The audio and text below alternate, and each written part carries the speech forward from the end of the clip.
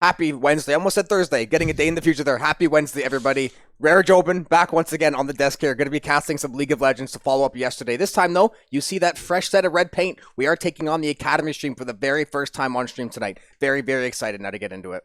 Of course, it's always interesting to see sort of a different roster show up on the stream here. And of course, a very big victory for the varsity team yesterday. They get a little bit of a week off. NECC, this is their bye week, just the entire division. In a Star League, they're moving into playoffs. So a little bit of a break for the varsity boys for them to just collect themselves a little bit more. But of course, Academy going to get their chance on the stream here. And I'm very curious to see how this team matches out, because we got a little bit of a rundown from their coach Fresh, and it seems as if they've got a rather wide diversity of ranks and roles coming through. So very curious to see how they all play out, because overall there's definitely some really cool things that we can look for when we get to see a new roster show up on the stream. Yeah, I believe the Saints Academy team currently in NECC is sitting at 4-1, and I believe Southern New Hampshire sitting at 5-1, so having played that extra game. But these are two of the top teams, I believe, of the Mid-East Challengers Division or something. NECC, there's a billion different divisions. It's hard to keep track of. If you've seen the spreadsheet, you know about it. But the Academy team, they've had a pretty good start to the year so far, and as you said, they have, I think, a 7-8-man roster, so we might see some roster swaps here and there, especially being the first time on stream. Want to get everybody some shine here and there. But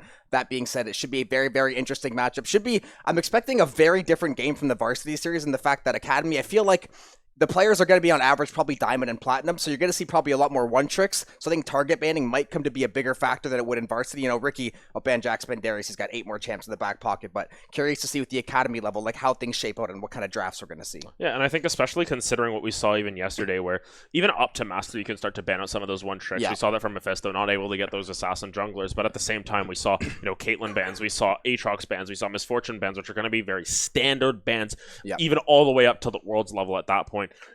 In this situation, you might look at someone's solo queue ranking and say they have, hey, you've got 500 games on Aatrox this season. We're going to ban out that Aatrox in the same vein that you'd say you have 500 games on, I don't know, throw me a champion, Yorick or something, and they're going to ban Yorick, and we're going to say, why is this Yorick banned? Oh, because of the solo queue data in that point. So I think there's definitely a little bit more agency to go for some spicier drafts at that as well. You want to sort of pick towards that comfort, and it's something that, having casted some of these plat amateur leagues and stuff, sometimes you'll just see a random pick thrown out of nowhere, and it's like, hey, you know what, they're really confident on that champion, they can do something with it. So always curious to see what champions we get picked here, because it gives us a chance to brush up on our knowledge of other champions, because it's not every day we get to see a Yorick on stream. We're used to seeing the Aatrox, the Caitlyn. It's like this kind of the same thing over and over again, although it's still exciting. We see some variations. The varsity team has definitely had a bunch of exciting games playing those meta champs, but seeing the off meta stuff honestly excites me a lot. Hopefully we're going to see some stuff like that. It's nice to see those wild games, and that's the beautiful thing about League. There's just a billion different ways to play the game, so many different champions, so many different combinations you can choose. And say we have another one. Cassante is coming tomorrow, not going to be in for a few weeks, but they have a lot more on the horizon as well. So League is in a really, really cool spot right now, and I'm curious to see at the Academy level finally what we're going to get pulled out with here. Yeah, and of course this is actually patch day today, so a little bit of a newer patch, and the patch is absolutely nothing. I'm going to be honest there. There's a couple of changes there. Belveth taking a little bit of power out of that. There's some decent buffs coming to Xin Zhao to potentially push him back into the meta, but overall, Ahri's getting like minor buffs at that. Misfortune getting a little bit of power taken out. Blitzcrank getting some power taken out. It's really not much of a patch at all. Granted, of course, in 2 weeks, we're going to have to start brushing up on our League knowledge once again, because it's preseason patch. Huge item changes coming through, huge jungle changes, and it's going to impact playoffs for all of these leagues. It's going to get a little bit spicy with that. So, of course, Riot's just saying, you know what? We're going to take our 2-week vacation right now. We've already got everything prepped up. They're going to hit us with a huge patch, and no one's gonna know what's happening. When we get back here in 2 weeks, we're not gonna know what's happening. There's gonna be timers on the mini map. There's gonna be a bunch of different stuff. I think the Chemtech Dragon's coming back, and all the new plants are gonna be added. So the game is gonna be in an absolutely wild state. But just before we get into the game and everything here, we're gonna send it over, show you guys the schedule really quickly for what's coming up this week as far as broadcasts go. As we saw, Valorant and League of Legends both picked up the W's Monday and Tuesday. Now we're on Wednesday, so Southern New Hampshire coming up very, very shortly. Halo Infinite making its debut on stream tomorrow. Very, very excited to that. Trying to get back into the game now. Get that knowledge back in Halo. Definitely a fun game to watch and play. And then Rainbow Six, you read that right, 9:30 p.m. Rainbow Six Academy. God bless the Academy team, because they've been on a hot run, but man, 9:30 start. We are going to be here very, very late. But luckily, They are worth it. And we do have, I believe, a Call of Duty. I think CCL is running a Call of Duty, like a one-off tournament Saturday. Modern Warfare 2, finally going to be on stream. I say finally. It's only been out for a week, but excited to finally get off of Vanguard. MW2, hopefully it works. I've had a good time with the game. That's going to be pretty much an all-day Saturday, starting at 1 p.m. and going till whenever they end up playing out or whatever. So that's a quick rundown for the week there. And with that being said, though, lobby still trying to get figured out here. Should just be maybe about 5 more minutes, but we will throw it to a very, very quick break, and we'll catch you guys on the other side.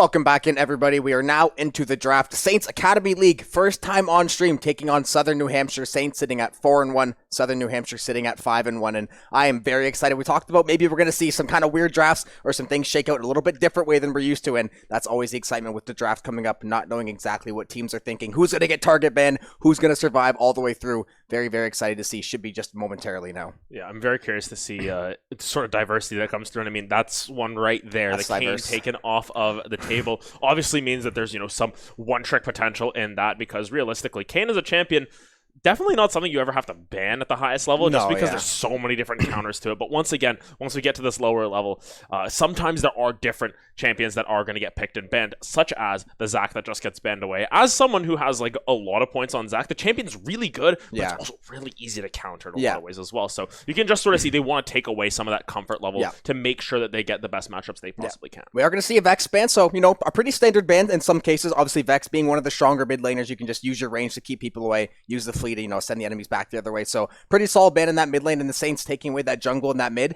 We're going to see Southern New Hampshire take away the Graves, so maybe target banning away some of those junglers from the side of the Saints there. Yeah, I think especially like Vex and Graves, they're a little bit more standard in the sense that, they are blind pickable, and that's usually what you want to ban in this first sort of phase of bans. You want to ban away things that you can blind pick. Annie is another example of that. It's more so, it's a simpler champion to play. So, I mean, lower skill floor, lower skill ceiling at that. There's not really any high-level mechanics that you can pull out with it, but nonetheless, it is still a very strong champion in the right hands, and it's just easy to execute. When you're looking for ease of execution, that's definitely something to keep in mind. But everyone's favorite cat. Meow, meow. Talk about ease of execution. Yumi, gonna be kicked out of there. Ease of execution. Not surprising, the E key. Just press that. Yeah, RuneScape on the other one, too. We are going to see the first pick, Sejuani, for the Saints. So, honestly, very, very standard first pick. A nice, safe pick. Fits nicely into the meta. Gives you a decent amount of agency. Going to be okay in those team fights as well. So, just a very, very safe and, pretty consistent pick coming in first R1 there. Yeah, and interestingly enough, the Ornn is the response here. There is worlds where Sejuani just gets flexed top, and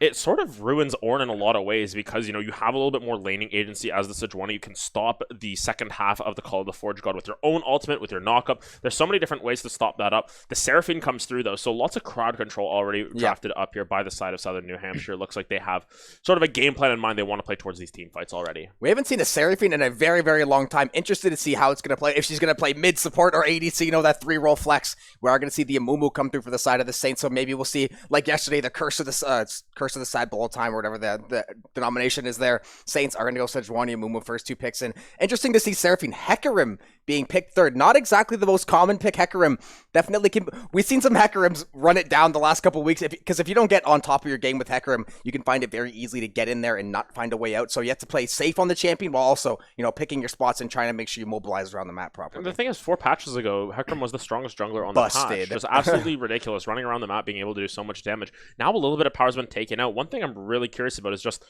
you have the Amumu already. You're sort of showing that it's going support. You have the Sejuani as well, which is your flex potential. The Hecarim, not gonna really it can be flexed, but not really. You can send it top lane. There is a world where you can do that, but it's not as good as it was in past seasons. It's more so that you take away that flex potential from the Sejuani. Now you're basically saying this is going very likely top lane now, and you sort of take that out of the hands. But the Trundle here, really good against the likes of these tankier members. Anyone takes Aftershock, I'm going to take your stats and going to be able to just tread you down from there. But now, some interesting bans coming through on the opposite side. The Jinx going to be banned away. I guess they want to take away that hyper carry potential from the bot maybe side. One of the target bans of one of the ADCs. And it'd be really interesting to see as well. You're having the Hecarim third pick, the Trundle. I wonder if Southern New Hampshire maybe wants to go something like the Silas to try to play into that Amumu now. It's a great blind mid pick as well. It would make a lot of sense. St. Clair is going to ban away the Victor, so maybe we see something like the Silas. I think we've seen a lot of Syndra, Orianna. Those are pretty much the 3 main mid picks. We are going to see the Victor ban. We're going to see, the Silas ban is going to come through for New Hampshire. So, not sure exactly what they're going to have in mind here. Maybe, I'm sure they have some strategy cooked up. I said still Orianna, Syndra. There's a couple other ones that can fit in that role just well. But as we said, they're going to take that one away. And then Vayne going to be taken away for St. Clair as well. Yeah, and interestingly enough, on both of these sides here, not a lot of damage has been drafted. Well, and the Saints have 0. Yeah, there's not a whole lot of damage. Like, Hecarim technically can build towards some of these more damage-oriented builds. They're a little bit harder to pilot, especially now. It's gone back a little bit more towards this tankier style. But on the flip side there, you've got Ornn, you've got Seraphine, you've got Trundle, none of which are going to really be able to carry the brunt of that damage sorts. That is something that I'm really liking to see here, because you look at the opposite side, there's 3 crowd control ultimates, there's 3 crowd control champions as a whole. Zaya just going to be a hop up in the air and dodge away from all of that. We'll be interested to see if they potentially flex the Seraphine mid now and pick up something like a Rakan to give the Lovers duo some chance to shine. But it's a Yasuo pickup here, and this is a good pick to sort of prevent that Seraphine from going into that mid lane, as well as to cancel out those feathers being pulled back from the Zaya. We've seen, especially at Worlds, I believe it was Gumayushi who pulled it out. The amount of damage that Zaya can still put out, despite her being sort of gutted and put down into the dirt so many times, is still something you have to worry about. But Ziggs getting picked up here. I think this might be Ziggs Amumu bot lane, and I like this because Amumu passive gives you effectively Abyssal Mask. It makes your damage, or your magic damage specifically, do so much more. The Ziggs there just going to be trying to toss those bombs down and push that wave in constantly. Yeah, definitely an interesting draft. Not the exact, draft maybe we thought we were going to see, and there it is. The Syndra is going to be picked on the backside there for that mid lane of New Hampshire. And the Saints, as I said, they had some flex potential, kind of until the end. I guess they still kind of do, but Ziggs, we haven't really seen too often. I think he's in a decent spot enough. I think he's gotten some buffs and done a little bit well the last couple of patches. I would expect to probably see that Yasuo go mid though, and it's going to be Ziggs and Mumu bot lane, but we're going to have to see. And hey, we said Academy would shake things up for us. We saw a whole litany of different things in that draft, but now finally onto the Rift. Academy's first time on stream. Shout out to them, trying to, step up here, continue the winning ways of the Saints this week. And now we are finally underway to see who can execute these comps better. And interesting to see some of the rune choices as well. Toxic going to be taking the first strike in the mid lane. They're really trying to put down this sort of range versus melee adaptation on that mid lane matchup there. It's going to be Conqueror coming through for Cats there in the jungle with the Ghost. Of course, Hecarim loves that movement speed. Sometimes you'll see Phase Rush come through. Sometimes you'll see Predator come through. Conqueror usually means they're going for a little bit of a beefier option. So I'm curious to see what their build path is going to be. I think there's like 3 or 4 different, we'll put in quotes, viable Hecarim builds. You can go Turbo Chem Tank, you can go Divine Sunder, you can go Trinity. You just say off meta if it's a build you like. You can go for the Eclipse as well, technically, if you want to go for that heavy damage source. But I think realistically, this Hecarim going to need to be a little bit more of a drain tank style. So I'd like to see something like the Trinity Force, maybe even the Divine Sunderer come through. I just want to see what they opt to build here, because of course there is a decent amount of frontline coming through from SNHU, but on the flip side you've still got to worry about the damage output potential of the Zaya, of the Seraphine, and the lack of damage from the Sejuani on your own team. You might need to supplement that a little bit more. Yeah, the Saints are really going to have to make sure they're on their A game for this team fight. As you said, not going to be a whole lot of damage coming from a lot of the team. You're going to be relying on that Yasuo, really relying on that Ziggs to kind of get that damage in, and then a Mumu and Sedge and Hecarim just going to be the ones to run in there, cause chaos, maybe create these off-angle skirmishes, and then ultimately, their 2 main damage sources there. So make sure Yasuo and Ziggs are in a good spot, or this game could become very, very difficult for the Saints to play through. And I think the biggest thing is just early levels here for this Yasuo are going to be really, really difficult. Zaku's going to have to just sort of hold the line for themselves to sort of play a little bit on the back foot as to not really force anything too hard into a Syndra, because before you get your ultimate, you don't really have a whole lot of kill threat there, especially when you took the teleport. No Ignite, no Exhaust coming through, so you don't really have that extra combat power that you sometimes need to push forward for those solo kills. And as you can see already, Zaku giving over a couple of stacks to Toxic as well. Keep in mind, Syndra, with that new stacking mechanic, you got to keep that in mind, because 40 stacks gives you 2 charges of that Q, and that can catch you off guard, especially if she can get that before level 6. Yeah, so that's definitely something to think about. As you know, the reworks. We've been seeing a lot of the reworks the last couple months. They've been definitely shaking up the game in a pretty fun way for most of the champs. Sometimes, Hecarim comes out a little bit broken, Udyr a little bit busted as well when they come out, but they do a pretty good job, reeling back in the champs. Ultimately comes down to how you're going to play against it. So interesting mid lane matchup. They're both going to take that teleport. So neither one going to have severe kill threat, but ultimately Syndra going to hold the slight advantage here. Going to try to farm away there all the lanes so far. Nothing too crazy, just 3 minutes in. Although, actually, as I say that, Southern New Hampshire going for this gank here. Oh, going to find it. Trundle. They're going to get the flash out of Cooper there. So I going to land a few feathers. They're going to get both flashes out of the Saints bot lane. Oh, stun comes through, and it will be first blood over to Sea Monsters. And Southern New Hampshire will take that first blood gold for themselves. Yeah, just a little bit too far pushed up there. The main thing about Ziggs and Mumu is that, your all-in potential is there, as we mentioned, with the Mumu passive sort of amplifying that damage, but you don't really have any escape form, especially not on this Mumu there. So Nimius, unfortunately, going to fall to that gank. Cooper doing a good job of staying alive, has that teleport to get back to lane if necessary, but now that they had pushed out that wave, it's going to mean a little bit of a CS advantage coming through from Proma on the opposite side, just because there's less minions available for Kuber right now. They should be able to bounce that back a little bit, but as you can see, no potions burned. They have the agency to stay in this lane for a lot longer from the side of SNHU. On the flip side, Kuber doesn't have those potions available, already burned that flash, has to play a lot more cautious on this bottom side of the map now. Yeah, and the top side with Mizuki getting a decent end of the trade there, trying to keep this top prio. We see Zeku is going to get double up here. Trundle going to land the pillar. Couple autos going to go through here. Zeku trying to get away here. Is going to have to burn the flash. Oh, Trundle's going to flash on him. Take a few tower shots for his trouble. Is going to walk away low HP though. So going to go flash for flash there. And this Trundle already making his presence felt all around the Rift. Yeah, and looking at the build from Katsur here as well, it's going to be going for the Minimmune Hecarim, which is a little bit expected. It's been a little bit more common recently. It does give you that agency to build into a little bit more damage. What it may mean is that they go for something like the Eclipse Hecarim. I don't know how much I like that here in this situation, just because you need a little bit more frontline for yourself. It can't just be... I mean, you do have double frontline with your Sejuani as well as your Amumu, but realistically, Amumu not going to be as tanky as you want, as quickly as you want. You might need a little bit more beef behind Hecarim here in this situation. Yeah, you want to get Amumu, get a couple items under his belt, get him to that level 6 where he can really start to open up the game, because in that like level 2 to 5's area can be a little bit finicky depending, although the Saints are going to collapse on this mid lane here. Oh, Toxic very, very low, should end up falling here. Kadester is going to be the one to find that kill, so this Hecarim, once again, getting all around the Rift. Did pop that Ghost to find the kill, but definitely worth it. Try to get some gold back in his pocket after Southern New Hampshire drew first blood. Yeah, and it's a really good gank because you recognize that Toxic doesn't have any mana. Had that flash still available, I think you needed to flash a lot earlier if you were going to get out of that if you're Toxic. So Zaku going to be feeling pretty happy with that now that there is no flash available on the Syndra. Granted, there's going to be a decent amount of farm that they're going to be able to pick up, a lot of experience that they're going to be able to pick up to keep that lane, even if anything, a little bit more of an advantage over towards Toxic. So you got to keep in mind that level 6 spike, because that is where Syndra's going to have a lot of kill threat. Yeah, she did TP back to the lane there, so as you said, try to catch that XP, try to get to level 6 as soon as possible, try to bully Zaku out of that lane there. Top side, still a little bit of prio there from Hitsuki. Toxic just going to sit here, wait to patiently last hit the minions, so seeing that both junglers get a little bit active on the Rift so far. Nothing too crazy as far as team fights and everything goes, but I think you can see both teams kind of focusing on playing safe right now, not really wanting to maybe overextend, make any early mistakes, and to be expected. First time on stream, understandable to not want to try to make anything too crazy. Root's going to come through there, lots of damage, or a little bit of damage. Pancake going to land a couple shots there, so a little bit of back and forth, but nothing to shake at. Yeah, and from what we've seen, Pancake very confident on the Seraphine. They've played a lot of it thus far this season. Solo queue, so no surprise to see them pick that up. Granted, Seraphine's support has sort of fallen a little bit down the priority list, just because a lot of teams are focusing more on her damage aspects as opposed to the healing aspects, especially with those changes to Moonstone a couple of patches back. I'm curious to see if Pancake's even going to go for that build. Could go for something like an Imperial Mandate to provide a little bit more damage towards Promo, or even the Shurelya's sort of speed it up. But fighting on the bot side of the map, oh my. Yeah, Mumu gonna go in there, gonna land the Q, gonna get the stun up. Southern New Hampshire, lots of damage back the other way though. Promo taking out Nimius with with a lot of ease there. Now they're gonna try to dive, maybe try to set up one more. If not, they're gonna try to clear out this Dragon Pit at least, try to get this first objective, having the Saints backed off. Your Hecarim gonna take that recall as well. So gonna be a 1-for-0 for New Hampshire, and they should be able to maybe start this Dragon as well in top lane once again. Trades back and forth. Both members pretty even as far as health and mana go, but not going to see any kill on those two tanks just yet.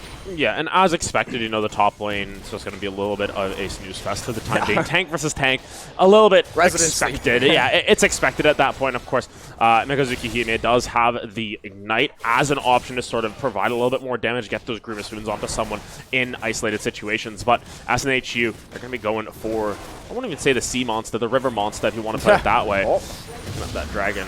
Nice try with the ultimate. It can do a lot of damage if you catch him off guard, but Sea Monster just holding back on that smite for a long time. Yeah, and you're going to get your cooldown by the time they get to the next team fight, so you might as well try it. It's like flinging that Jinxar, flinging all those long-range things. Try to get the dragon. If it doesn't work out, not too bad. Maybe you'll damage a couple members on the way there. So the Saints, they're going to set up for this mid-dive. Maybe Zaku going to maybe go in. It's going to back off, though. Actually going to go back in, re-engage. Going to back off once again. So a couple slashes there to the Syndra. Nothing going to come of it, though. Look at little counter jungling there. Kadester going to pick up those chickens. Head back to his side of the river there, and both teams a little bit of a stalemate for the time being. Yeah, and fun fact, we've got ourselves a lot of crying in this game. There's 4 tiers across the map picked up. I thought you meant maybe like a Mumu and like Seraphine or something. A Mumu is also crying, so maybe that's like 4 item tiers and then just infinite tiers coming through from the Amumu, but interesting to see that sort of... Oh, Zaku's going to fall. Beautiful play by Toxic. Is going to flash on to find that kill as well. Zaku didn't have that flash quite ready to use there on a few seconds left of cooldown. Is going to fall to that Syndra there. Syndra going to try to get that early lead, try to get ahead, and just try to bully this Yasuo back into lane. And top lane, feel like we're going to watch the same thing the entire time. Hecker, I'm going to go in, though. Kates are trying to set up this kill. Going to land the R. They are going to take out Toxic in that mid lane. Now Proma going to walk over to Lurk. They're going to send this bot lane over, try to hold this mid wave as best as possible. Maybe try to set up a fight for this Rift Herald coming up. It is still sitting up there. All alone, Hecker, it looks like he will be finally starting it. Although the mid lane, lots of action. Zaku getting tagged up to about 75%. Yeah, and Zaku actually saved their teleport from earlier to use that now to get back to lane, continue that advantage. Interesting to see them opt for this 3 longsword option. Oftentimes you'll just see them, Yasuo's just sort of over-index into the attack speed, try and look for that a little bit more, even just pick up a crit cloak, just get those crits going for them, but just going to be looking for the raw damage on every single auto as opposed to getting the chances of having that increased damage. But it seems as if they're forced to back off of this Herald. No ultimate available on the Hecarim means that you can't really stick around. And the extra man coming up and paying Cake is going to mean that Saints have to back off for the time being. Granted, look at what's happening on this bottom side of the map. This Ziggs is just given so much free time, and something that to note about Ziggs, really good at taking towers really quickly. Look, I mean, 3 plates already taken, but once it gets down to 25% HP, you just toss down the satchel, boom goes the tower, and you picked yourself up a nice objective for yourself. So all that alone time on the bottom side of the map for the Ziggs means so much more for the side of Saints than what you're potentially able to get with this Rift Herald, where effectively the Rift Herald is just big Zig satchel in a way, you know? Yeah, I guess technically, in a way it is. Yeah, they're going to get probably, like, assumedly equal value out of the Rift and probably what they got on that bot side shove there. Again, the Sejuani and the Ornn, a little bit of back and forth. No one really gaining prio yet. Cagester just sitting here farming away. Everybody trying to reset, get to their lanes. Although Mumu still kicking around this mid lane, maybe trying to find the angle on Toxic here. Zaku and having a little bit of a tricky time, but understandable. Syndra can be very, very tricky to deal with, just flinging minions left and right. It's Mitsuki Hime. I said Hitsuki. I'll keep saying it too. Just going to try to farm away at this top wave. Maybe crash this one in a few seconds. Try to get some prio going for both teams. A little bit of back and forth. Oh, looks like Pancake might invade the jungle here. Cagester trying to land the knock up here. Going to send Seraphine all the way back to the pit. Amumu not going to get there. Maybe in time to make a play. Exhaust going to come through. And he's going to land the R. Charm going to go through. There's Southern New Hampshire looking to collapse now. They're going to collapse on Cagester. And he's going to fall. Going to fall to the Xayah. And Southern New Hampshire maybe not done yet, but we're going to see if they set up some kind of dive here. They have a little bit of a wave to play with as well, so maybe we see some kind of dive here. Trying to posture. Sea Monsters looking for the angle here.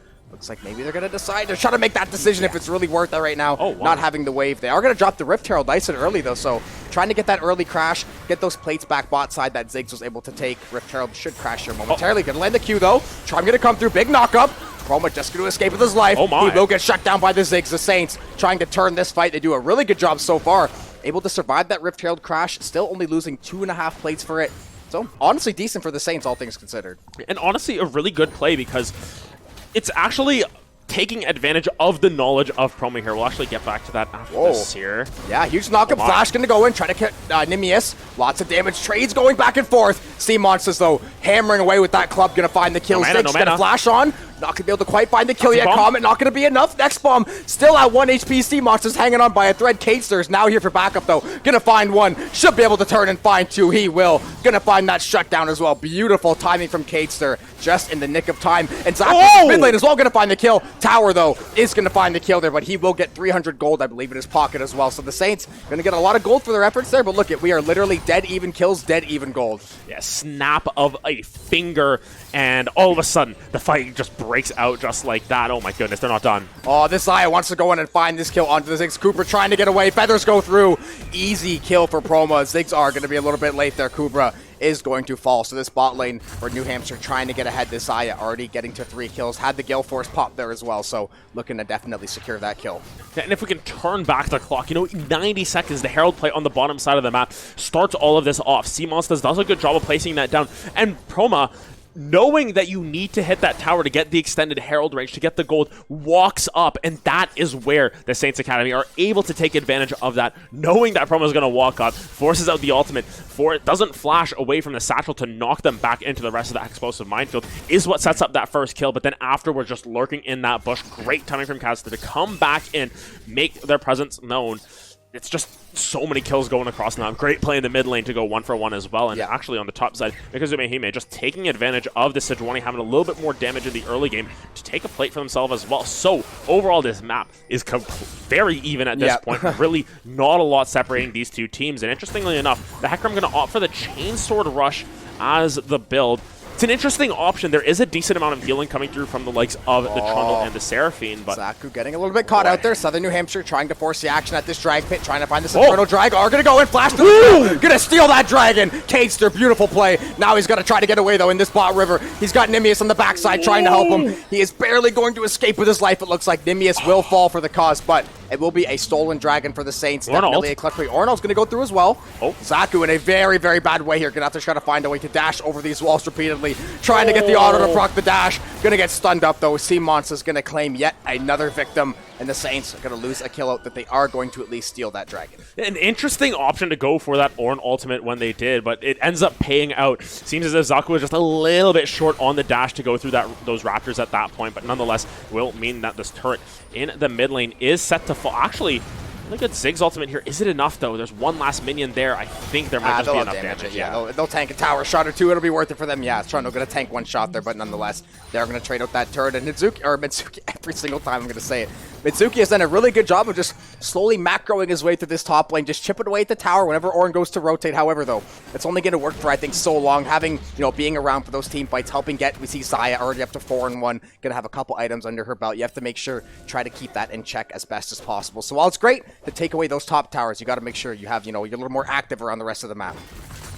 Yeah, and if you look at the items as well, something to note, hidden patch thing, look at Last Whisper. It's a little bit different color. They changed the color of items, and some of them look really weird. I'm just going to get this out of the way now because I know it's going to distract me if I don't talk about it. Some of these colors on items have just gotten really strange. I was noticing it earlier as well.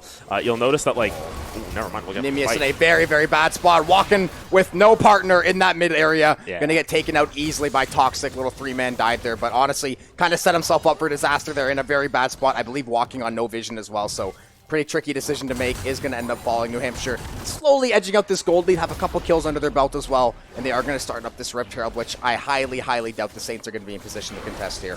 Yeah, it's a little bit of an aggressive angle from Nimius there. Oh my, not again. Wow.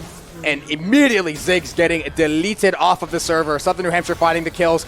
Oh, Mitsuki maybe trying to go in for the steal there. Charm going to go through. It is going to land. Seraphine going to sing that song. Promo going to find that kill. Southern New Hampshire is going to pick up this Rift Herald for their trouble. They're going to find a few kills on the backside there. And as we said, slowly try to increase this gold lead and take advantage here.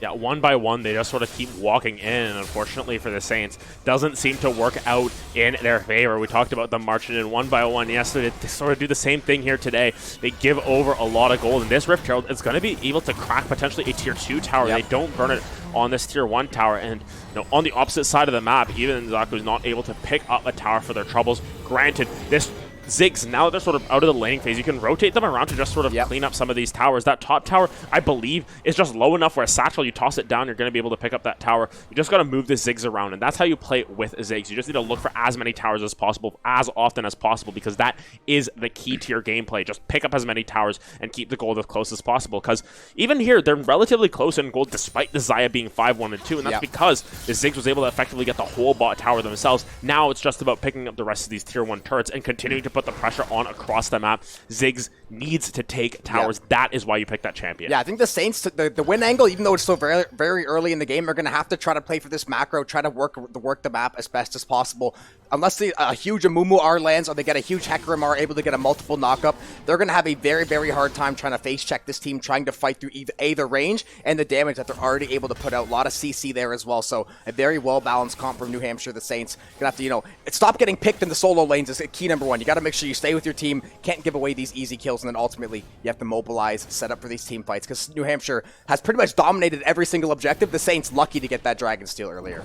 Yeah, and you can see they're just going to drop this Herald on the bottom side. There's no wave for the time being, but unfortunately it will just fall right there. Mizuki needs to be careful because they can get chased down here. Oh, yeah, very, very bad spot. Tower's going to fall. Mizuki has to try to get away here. Trundle waiting for that pillar to come up here. I think on cooldown still. Not going to be able to find that. That is a massive play, Mizuki. Lucky to get away there. But this Rift Herald might be able to get a second charge here as well. Yeah, we see, Cooper in the mid as well. Little trade back and forth. This Rift Herald still walking in that bot lane. They're going to find that turret. Rift Herald is going to get knocked out there, so Hime going to be the one to take it out. Southern New Hampshire not wanting to follow up because they were looking for a pick instead. They're going to collapse on Nimius. Huge stun. Double R going to land. No matter, though. Toxic will easily find that kill. New Hampshire just merely a blemish in that fight. They're going to walk away with pretty much another free kill. And Nimius just sort of sacrificing themselves for the cause, because that engage could have led to more kills down the road, but just going to be taking that one down. Look what's happening on the opposite side of the map, though. Zaku just going to continue to push and push and push on this top side of the map. Unanswered for the time being. We talked about how the Ziggs can be a threat to push a lot of these towers. Yasuo, another great splish pusher in their own right. Despite them being 1-3-1, you know, still very difficult to deal with on that side wave. Has been keeping up in gold with Toxic as well. Very curious to see how they continue to play around this sort of split push style. Beautiful job to jump over the R. Still going to get the knockback, though. Won't be able to find the kill. Are going to get the flash. R, the injuries. Going to find the kill there. Zig's going to get the shutdown. Massive bounty of gold into the pocket there. Exactly where you wanted that kill to go through. Just an excellent play by Kruber to try to slowly eke the Saints back into this game. And I was going to say, if you mentioned a split pushing Yasuo, you saw the clip from last night, Ricky sneaking in that back door to take out Maryland as well. So the plays are definitely possible as a champ. You got lots of speed. You have getaway potential. Going to have to make the most of it, though. And Cooper getting that kill is a beautiful place to start. Yeah, and Proma does a really good job of dodging away from that ultimate, but that devastating charge still charged up, knocks them back out of the Gale Force animation as well. So unfortunately, you know, sort of outplayed in that sense, and then just so much damage coming through from that Ziggs. The burn at the end is what seals the deal. Look at this fight. Oh boy, this is huge charm. I think all 5 members getting charmed. New Hampshire landing a huge song. They're going to find a lot of damage. Knockups are going to go through. Zeku trying to make some kind of play here. Going to find the kill on the Pancake. Very low HP. Still kicking though in this pit. Heckram's going to find one. Trundle's going to trade that one out. Still alive. It is a back and forth over this dragon. Southern New Hampshire will claim the dragon. Still a fight happening. Xayah going to end up with 2 or 3 kills under the belt. Very, very close nip and tuck fight, but New Hampshire ultimately walking away with the advantage. Seraphine singing her song for millions, knocking up the entire Saints team. Oh my goodness, the 5-man charm comes through. I think that the wind wall was used on the Ornn ultimate, and you know, it's so difficult when you have one wind wall and so many different ultimates to have to counter there. Of course, it's good that you're able to take away that Ornn ultimate. Yeah, it's a great play, and unfortunately, there's too many things. You know, there's the other side of that you've got to worry about. So, you know, Proma able to clean that fight up in the end, but Zaku does a really good job of just staying alive for so long, dealing a lot of damage, and opening the door for Kuber to be able to do so as well. Yeah, he almost was trying to get that dragon as well. You're very, very close. If he was just able to try to steal a second dragon there, unfortunately, not able to get it. The Saints going to have to regroup here. Looks like it's going to be a topside invade from New Hampshire, though. They are not afraid to take these fights. They realize they definitely have the damage advantage if they can avoid a couple of these ultimates. Because the Saints, honestly, without their ultimates, they're probably going to get rolled in any single fight they try to take 5v5 just from a damage perspective. So they're going to have to outplay, try to outsmart New Hampshire into finding these one-off picks, trying to get these split fights set up for these objectives as well. So very close back and forth between both of these teams. And give you guys a quick little look at the play that just happened while we see a little look at the 5-man charm coming through. Absolutely massive for Pancake. This was such a close battle back and forth. Both teams, you could tell, not wanting to give up on the play, but New Hampshire ultimately ends up claiming that dragon and finding the rest of the kills they need. But it was not for lack of trying. The Saints died for the dragon, almost just not able to quite take that one. And almost able to take that just with the Ziggs over the wall. You know, Kuber wasn't really able to stay in that fight for as long as they wanted to, but nonetheless, we'll have to see how the rest of this mid-game is going to evolve here. You can see, you know, even with the 7 kills up for SNHU, it's still very close in the gold department. A lot of that, less than once again, down to those turrets that have been picked up. Mikazuke is just going to continue to hold on to the side wave now, but realistically not equipped to fight up against the Syndra. A lot of armor, not a lot of magic resist at this point, but you know what? I'm just going to say it. Look at Bork. It looks different now. It's like all blue and stuff. Maybe.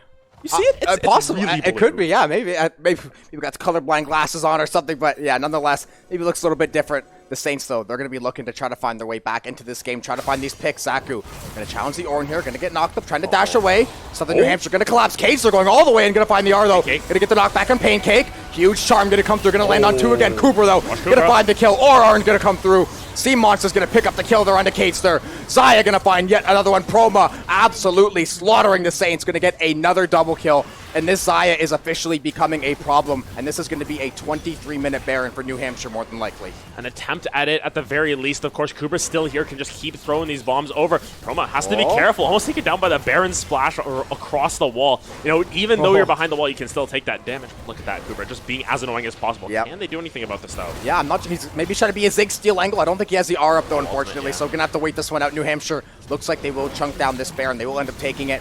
Very, very low HP for it, though, but they are just going to have enough damage to get that one off there. Going to get the heal. They're now going to get to play this Baron. And the Saints, that's going to hurt them a little bit. They've been really trying to play for these side lanes. Going to become much more difficult with these empowered minions. And Southern New Hampshire definitely going to be looking to make the push. Yeah, it's really difficult to sort of continue to hold the line in this situation for the side of Saints Academy. Granted, they did get that mid turret, so at least they've opened up the map for themselves a little bit more. But nonetheless, teammate needs to get out of here. Yeah, Mitsuki in a very, very bad way right now. Ornn trying to breathe down his neck, find the knockup, and he's going to fall. Toxic going to be the one to find the kill. This mid-ADC combo has been deadly for Southern New Hampshire so far. And you can just see they put all of the gold into the right spots. You know, no kills on the Ornn, no kills on the Seraphine. It's jungle mid-ADC, 6, 7, 8 kills for themselves. I mean, it's the same on the opposite side, just not as many kills, unfortunately, in this situation. And unfortunately for Nemesis, they've beaten the sacrificial lamb a lot of these times. You know, bringing a new meaning to crying in the club, but this is unfortunately not able to really stay alive in a lot of these fights. But nonetheless, there's still a lot of wave clear to come through from the side of Saints Academy. I want to see if they can hold the line against it, but right now, this bot lane push is pretty aggressive coming through from SNHU, and there's no response quite yet. Yeah, we've seen some pretty suspicious pushes from a lot of teams the last couple weeks as well. We've seen some pretty interesting calls, whether it's people deciding not to recall, maybe trying to base race the other team. Charm, 2 going to get hit with the song, going to get some damage through as well, keeping this mid tower alive for the time being. It will fall. Cades, they're going to go in with the R, though. The Saints are playing base race, though. They're going to TP back to this next Nexus tower, trying to find the kill. Mitsuki going to be there to hold Cert for the time being, though. Going to be a little bit too tanky for them to chunk down, but they're going to get an inhibitor. They're going to get a Nexus tower. The Saints, not really going to be worth their time to try to push for that tier 2 mid. And they might just look to try and cut them off here around this dragon, maybe trying to take advantage of the timing, but Cooper's at half health. Nemesis has the ultimate available, but no flash quite yet. The Ignite's about to come up as well. Are they going to try and force a fight around this dragon once again? Going to be difficult. Pancake does not have the ultimate up, actually, so that's something to take out. Schwartz does, though, on this Ornn, so we'll see if they have a steal angle potentially here, but I don't think it's going to be much more than that unless they go for the fight. Yeah, I think it'd be more of a steal angle. Going to try to land the perfectly timed Kubra. Going to yoink that Hex Tech Dragon from New Hampshire, and the Saints, honestly, it's going to be a lot of little plays like this. They're going to have to get them back into this game. Beautifully timed by Kubra to land that bomb. Drop it at the perfect time. But however, New Hampshire still breathing down this mid lane. They still have the Baron buff. They still have a ton of damage output, so the Saints have to tread carefully as they walk through this map. And now we get to play the fun game of name the Ornn item. You can see Rhymeforge Grasp now complete on the Ornn. You've got the Typhoon as well completed on the Xayah, as well as Eye of Ludin for the Syndra. Always fun to just drop those names out there and figure out who can actually...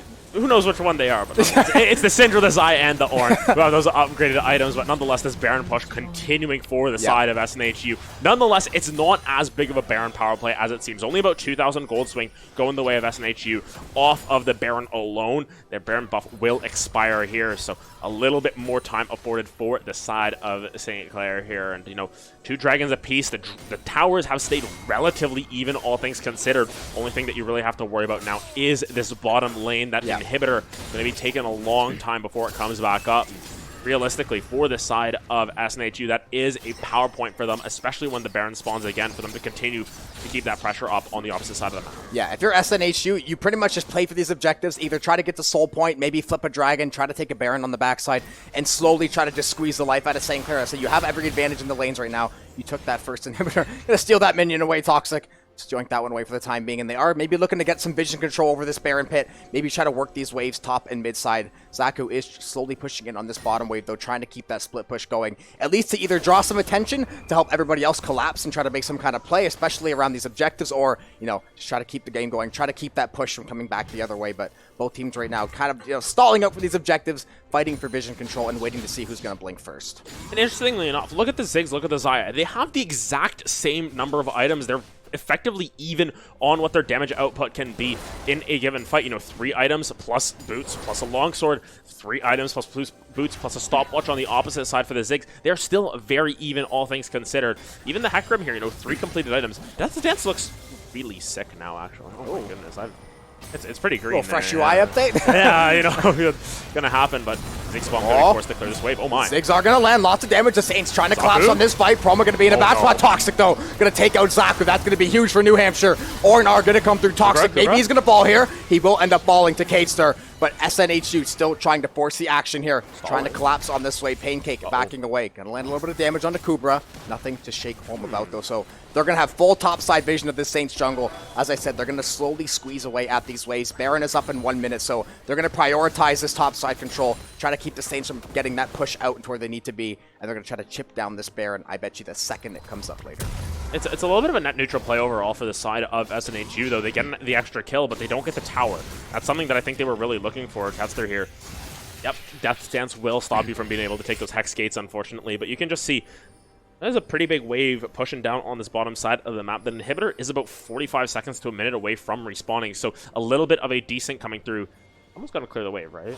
Exactly. Yeah, okay, I was going to don't let the Winion sneak in. Yeah, all of a sudden you have no Nexus turrets, open base, and somebody's trying to backdoor you, just like we saw yesterday as well. But New Hampshire still, once again, 20 seconds to this Baron. They have full topside vision control. The Saints are going to be walking into the fog here, trying to figure out where New Hampshire's angle is. Are they going to be? Are they going to try to start the fight before the pit, try to cut off the Saints and let somebody backline it? It'll be a very interesting play. It looks like that's exactly what they're going to try to do here. Zone off this top side, chunk down this Baron, and I'm guessing probably try to make a play to end this game, considering they know they can do the damage in these fights. It just comes down to who is going to execute better. They're actually going to wait for them. Maybe it's the Saints to take this fight here. Blue Trinket's going to go there. A little bit of vision, but they have no vision on this. Yeah, this is going to be see Pancake. SNHU is going to be a very interesting play, all in the fog. I think they took the... Maybe touch the Baron there. Maybe not actually just put the control ward down. Charm's going to go through. Flash Charm. Lots of damage going to go through. Not going to find the kill quite yet, though. Kates, they're going to R in return. Going to fall to Toxic. That's going to be a nightmare situation for the Saints here. Now they're going to turn on Animius. He's going to fall as well. Proma picking up yet another kill. This is going to be a Baron over to New Hampshire, and this is potentially going to be a win angle as well. We see Cooper, though. Oh, Cooper, though. We've seen it before. Gonna get that vision cone. Gonna try to time this one out once more. Can Cooper be the hero once more? Oh! Just not gonna find it in time, though. That's gonna be a Baron play for New Hampshire. They're gonna slap this top wave down. They're gonna try to, run it down this top lane and try to chunk away at these towers. The Saints now having a lot of work to do. And unfortunately for the Saints, it's just them not sweeping out the vision. The flash over the wall coming through from Pancake, just knowing full well that there's a Hecarim there. And it's just Kaz not wanting to use that ultimate until the very last second. And unfortunately, they get punished. Cooper's on the wrong side of this fight. Oh, he's going to have to flash away. Luckily, able to get back into the base there and survive, but still not out of the woods yet. Going to get stunned. Seraphine still trying to chip away at him from long range there. They are going to crash through this inhibitor, though. They're going to try to push these waves. Cooper taking a ton of damage.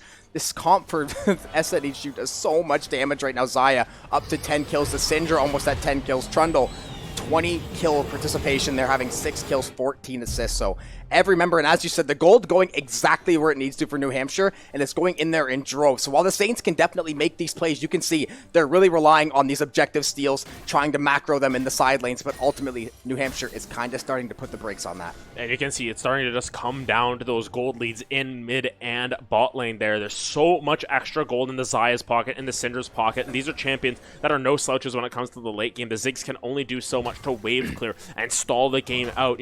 That was the reason why games lasted so long before, because Ziggs and Anivia were just in every single game. They just wave clear, wave clear, wave clear. You couldn't really do much with Baron. Now, of course, with this Hextech Dragon on the horizon, it was taken by the side of St. Clair here.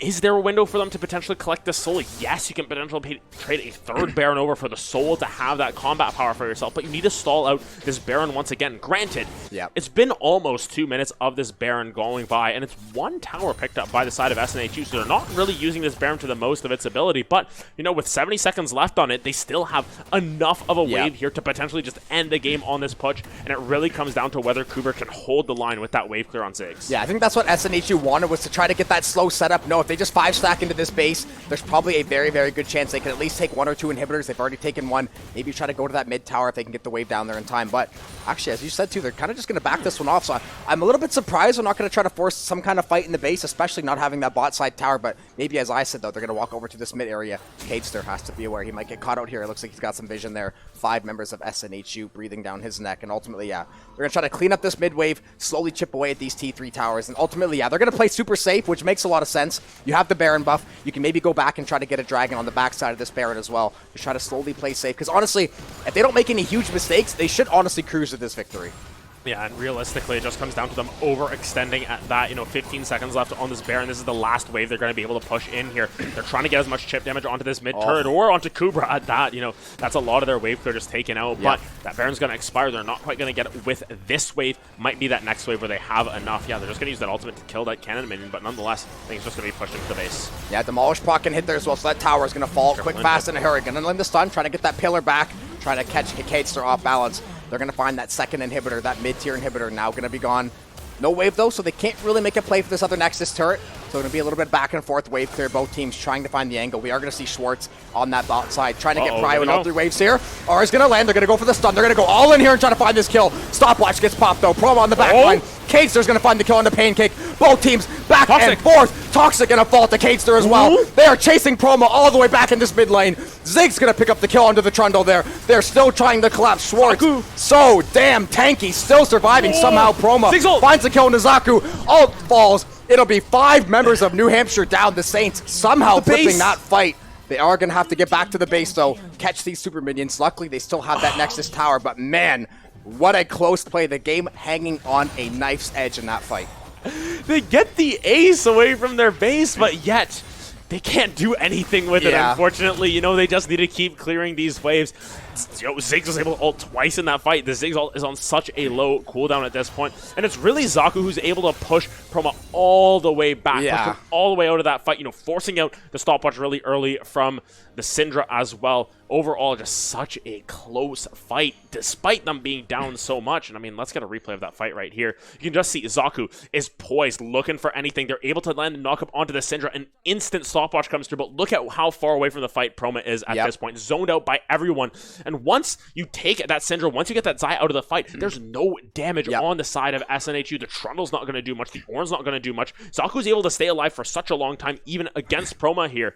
And then once the end of this fight comes through, you just have to get back to the base. You can't push your advantages any further than that just because, the minions will end the game if left unattended. And that's exactly what we said. The Saints, that's the kind of fight they have to take. They have to split these ADCs. There's been a very bad spot. Nimius gone from the Rift in a hurry. SNHU going to find yet another kill onto the Saint support there. Take Amumu out of this next team fight. And I wouldn't be surprised if they maybe look to force the action, knowing they burned a couple ultimates in that last fight, knowing Amumu's not going to be up. They're going to maybe try to take some of these jungle camps, slowly try to put some pressure on these lanes. Hime trying to get out of here, going to get knocked up though.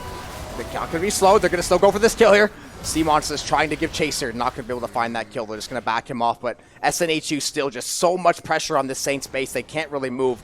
Pings are going out to the pit. Dragon should be up very, very soon. Going to be up in 8 seconds. Hampshire trying to keep the Saints off soul point here. Going to be at 3 dragons apiece, assuming this fight goes how I expect it. Yeah, and the difficult thing is you have to still consider that the Ornn items are giving gold value without actually giving gold value. Okay, I was a little bit close there. You can see the gold difference is only 2,500 gold, but Ornn items giving you 1,000 gold worth of stats. This 2,500 gold lead is more of a 7,500 gold lead just with the stats that are in tow. So I mean, now you've got all these Ornn items completed. Great item name and Deicide for the Trundle, as well as the Star Caller for the Seraphine. It's going to really come down to whether they can find a steal here, but even then, you have no vision of this. It has to be a Ziggs bomb, but it doesn't have the ultimate either. Yeah, and that's going to be the Baron over to SNHU. Kadester maybe going to be caught up. They are going to drop the R, doing absolutely 0 damage to the side of SNHU there. Seraphine healing going to be a little too much there now. They're going to walk in these Baron minions. The Saints are going to have to play retreat here. Kadester, backside of this mid lane. Nimius trying to find the angle. Once again, getting caught out, though, in that jungle. He is going to fall. Nimius going to be taken out of the fight. New Hampshire going to look for this win angle now. They're going to push in this Baron wave. Kadester still on this back line, trying to make heads or tails of this play. New Hampshire, though, they'll walk up, tank these tower shots, get that demolish block. This tower is going to be gone in a blink. Zaku trying to go all the way in here. That's a lot of health, though, on Toxic. He's going to try to survive. Stopwatch going to get popped. Proma is going to find the kill into Sejuani. Toxic taking out Zaku with 1 HP. And that is going to be all she wrote in Game 1. New Hampshire taking it to Saints Academy. They're going to take them out of the Rift in about 37 minutes here, and they're going to take Game 1 of this series. Academy dropping their very first match on stream.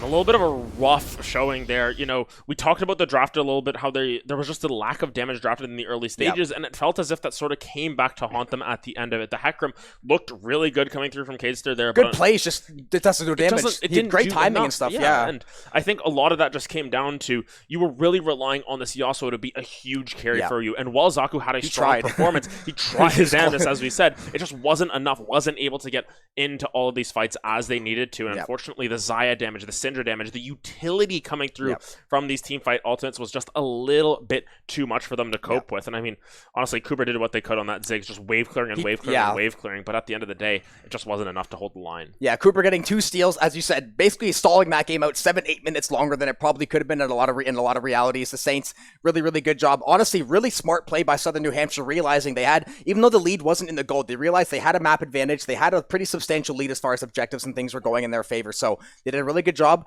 keeping the Saints pretty much trapped in that base the last 10 minutes of the game, ultimately waiting for Dragon, waiting for Baron, and then making that play. And Nimius, unfortunately, just getting caught out one too many times. Tried to make all those plays, and that's the tricky thing about a Mumu. It's great to go in, but you have to know when to go in and not get caught out, because if you get caught out, not having that curse in that fight can be massive, and the Saints, they really needed it those last couple times. And I mean, we've seen that come through in the varsity team, right? We look at a race and how they know exactly when to go in. Fortunately, Nimius just sort of misreading some of those fights, and that ends up being to their detriment a little bit there in that situation. Of course, still a very strong effort coming through. Realistic that there are things that Saints Academy can take into this next game and say, you know what, these are some of our points where we need to work on it. I think maybe just sort of stalling out the game. If they want to play for this wave clear, you know, tower taking style, they just need to make sure they're not losing too much early. Make sure there's no gold lead coming through, because the Ornn items, all of that gold ended up compounding just a little bit too much. And as we mentioned, you know, those Ornn items are going to keep giving you those stats even when the gold lead doesn't reflect that. So overall, I think still a very strong performance, but there are definitely some tangible things that I think Fresh is going to say, okay, we got to iron these out to make sure that we can push this again. And that's the nice thing, is when you have tangible things like, okay, we can directly look at these 7-8 mistakes. We know we can probably correct this, get in the film room, watch it back, see what happened exactly. But that being said, they're going to do some review, I'm guessing, in between game 1 and 2 here, come up with maybe a slightly different strategy, maybe draft, I want maybe the all damage comp and just say, screw the tankiness, we're going to go all damage, press that W key or right click and go forward. But that being said, we're going to throw it to a very, very quick break between games here, let the lobby get reset, let the players know, get that mental reset, get back into draft. But Saints down 0-1 going after the break here. Whoa. Here. Yeah, huge knockup. Flash gonna go in, try to kill Nimius. Lots of damage. Trades going back and forth. Sea Monsters, though, hammering away with that club. Gonna find the kill. Six gonna flash on. Not gonna be able to quite find the kill yet. Comet not gonna be enough. Next bomb. Still at 1 HP. Sea Monsters hanging on by a thread. Kadester now here for backup, though. Gonna find one. Should be able to turn and find two. He will. Gonna find that shutdown as well. Beautiful timing from Kadester. Just in the nick of time. And Zaku mid lane as well gonna find the kill. Tower, though, is gonna find the kill there, but he will get Chainsword Rush as the build. It's an interesting option. There is a decent amount of healing coming through from the likes of the Trundle and the Seraphine, but Zaku getting a little bit caught out there. Southern New Hampshire trying to force the action at this drag pit, trying to find this Inferno drag. Are gonna go and flash through. Gonna steal that dragon. Kadester, beautiful play. Now he's gonna try to get away though in this bot river. He's got Nimius on the backside trying to help him. He is barely going to escape, only edging out this gold lead, have a couple kills under their belt as well. And they are gonna start up this Rip Trail, which I highly, highly doubt the Saints are gonna be in position to contest here. Yeah, it's a little bit of an aggressive angle from Nimius there. Oh my, not again. Wow. And immediately Ziggs getting deleted off of the server. Southern New Hampshire finding the kills. Oh, Mitsuki maybe trying to go in for the steal there. Charm gonna go through. It is going to land. Seraphine gonna sing that song. Chroma gonna find that kill. Southern New Hampshire is going to pick up this Rip Trail for their trouble. They're gonna find a few kills on the backside there. Top side of the map. Unanswered for the time being. We talked about how the Ziggs can be a threat to push a lot of these towers. Yasuo, another great splish pusher in their own right. Despite them being 1-3-1, you know, still very difficult to deal with on that side wave. Has been keeping up in gold with Toxic as well.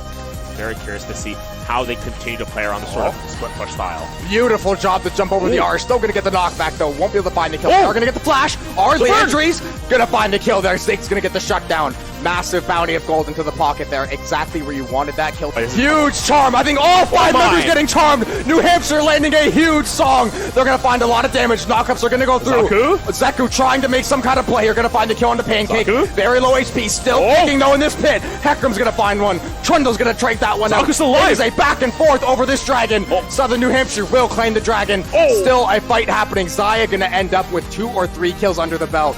Very, very close nip and tuck fight, but New Hampshire ultimately walking away with the advantage or something, but yeah, nonetheless, it looks a little bit different. The Saints, though, they're going to be looking to try to find their way back into this game, trying to find these picks. Zaku going to challenge the Orn here, going to get knocked up, trying to dash away. Southern New Hampshire going to collapse. Case, they're going all the way and going to find the R, though. Going to get the knockback on Pancake. Huge charm going to come through, going to land on 2 again. Cooper, though, going to find the kill. Arn going to come through. Steam Monster's going to pick up the kill. They're on the Kates there. Zaya going to find yet another one. Proma absolutely slaughtering the Saints. Going to get another double kill.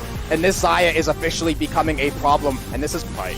Yeah, I think it'd be more of a steal angle. Gonna try to land the perfectly timed Kubra. Gonna yoink that Hextech Dragon from New Hampshire. And the Saints, honestly, it's gonna be a lot of little plays like clear both teams trying to find the angle. We are gonna see Schwartz on that bot side trying to get Cryo in all 3 waves here.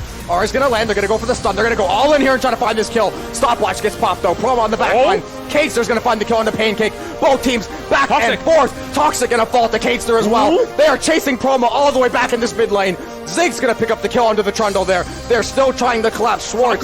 So damn tanky, still surviving somehow. Promo finds the kill into Zaku. All falls. It'll be 5 members of New Hampshire down this here. Yeah, huge knockup. Flash gonna go in, trying to kill Nimius. Lots of damage. Trades going back and forth. Sea Monsters though hammering away with that club. Gonna find the kill. Zig's gonna flash on. Not gonna be able to quite find the kill yet. Comet not gonna be enough. Next bomb still at 1 HP. Sea Monsters hanging on by a thread. Cadester is now here for backup though.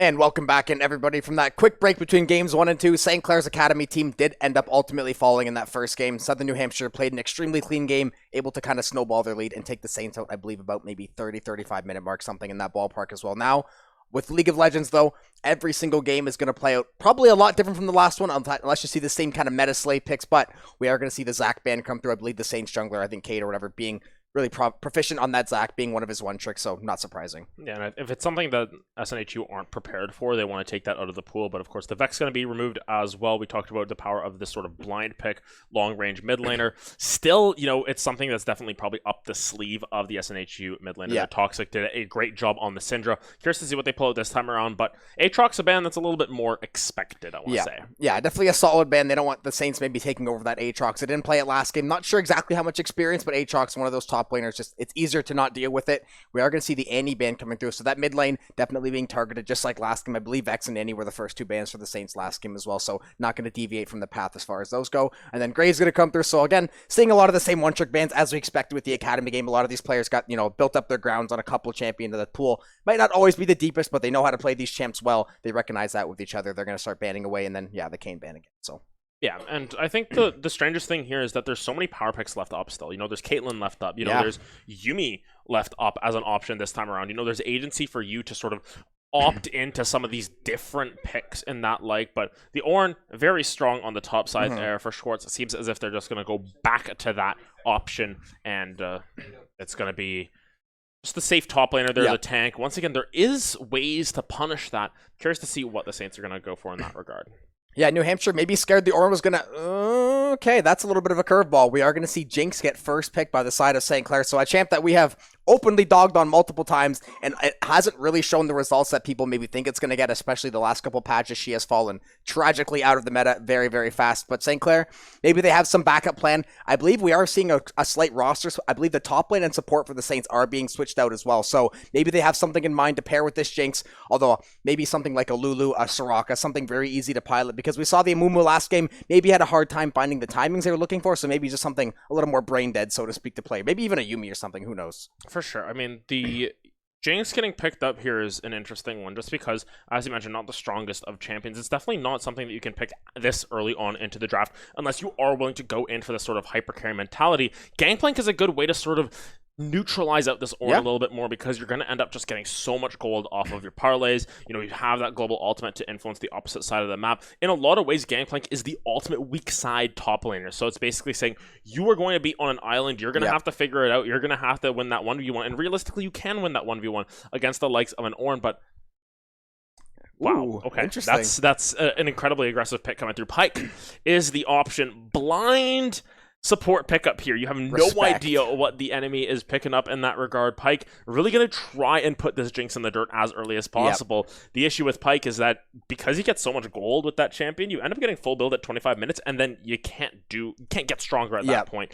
The champion is really relying on just snowballing the game out of control and winning the game in like 25 to 30 minutes. And wow.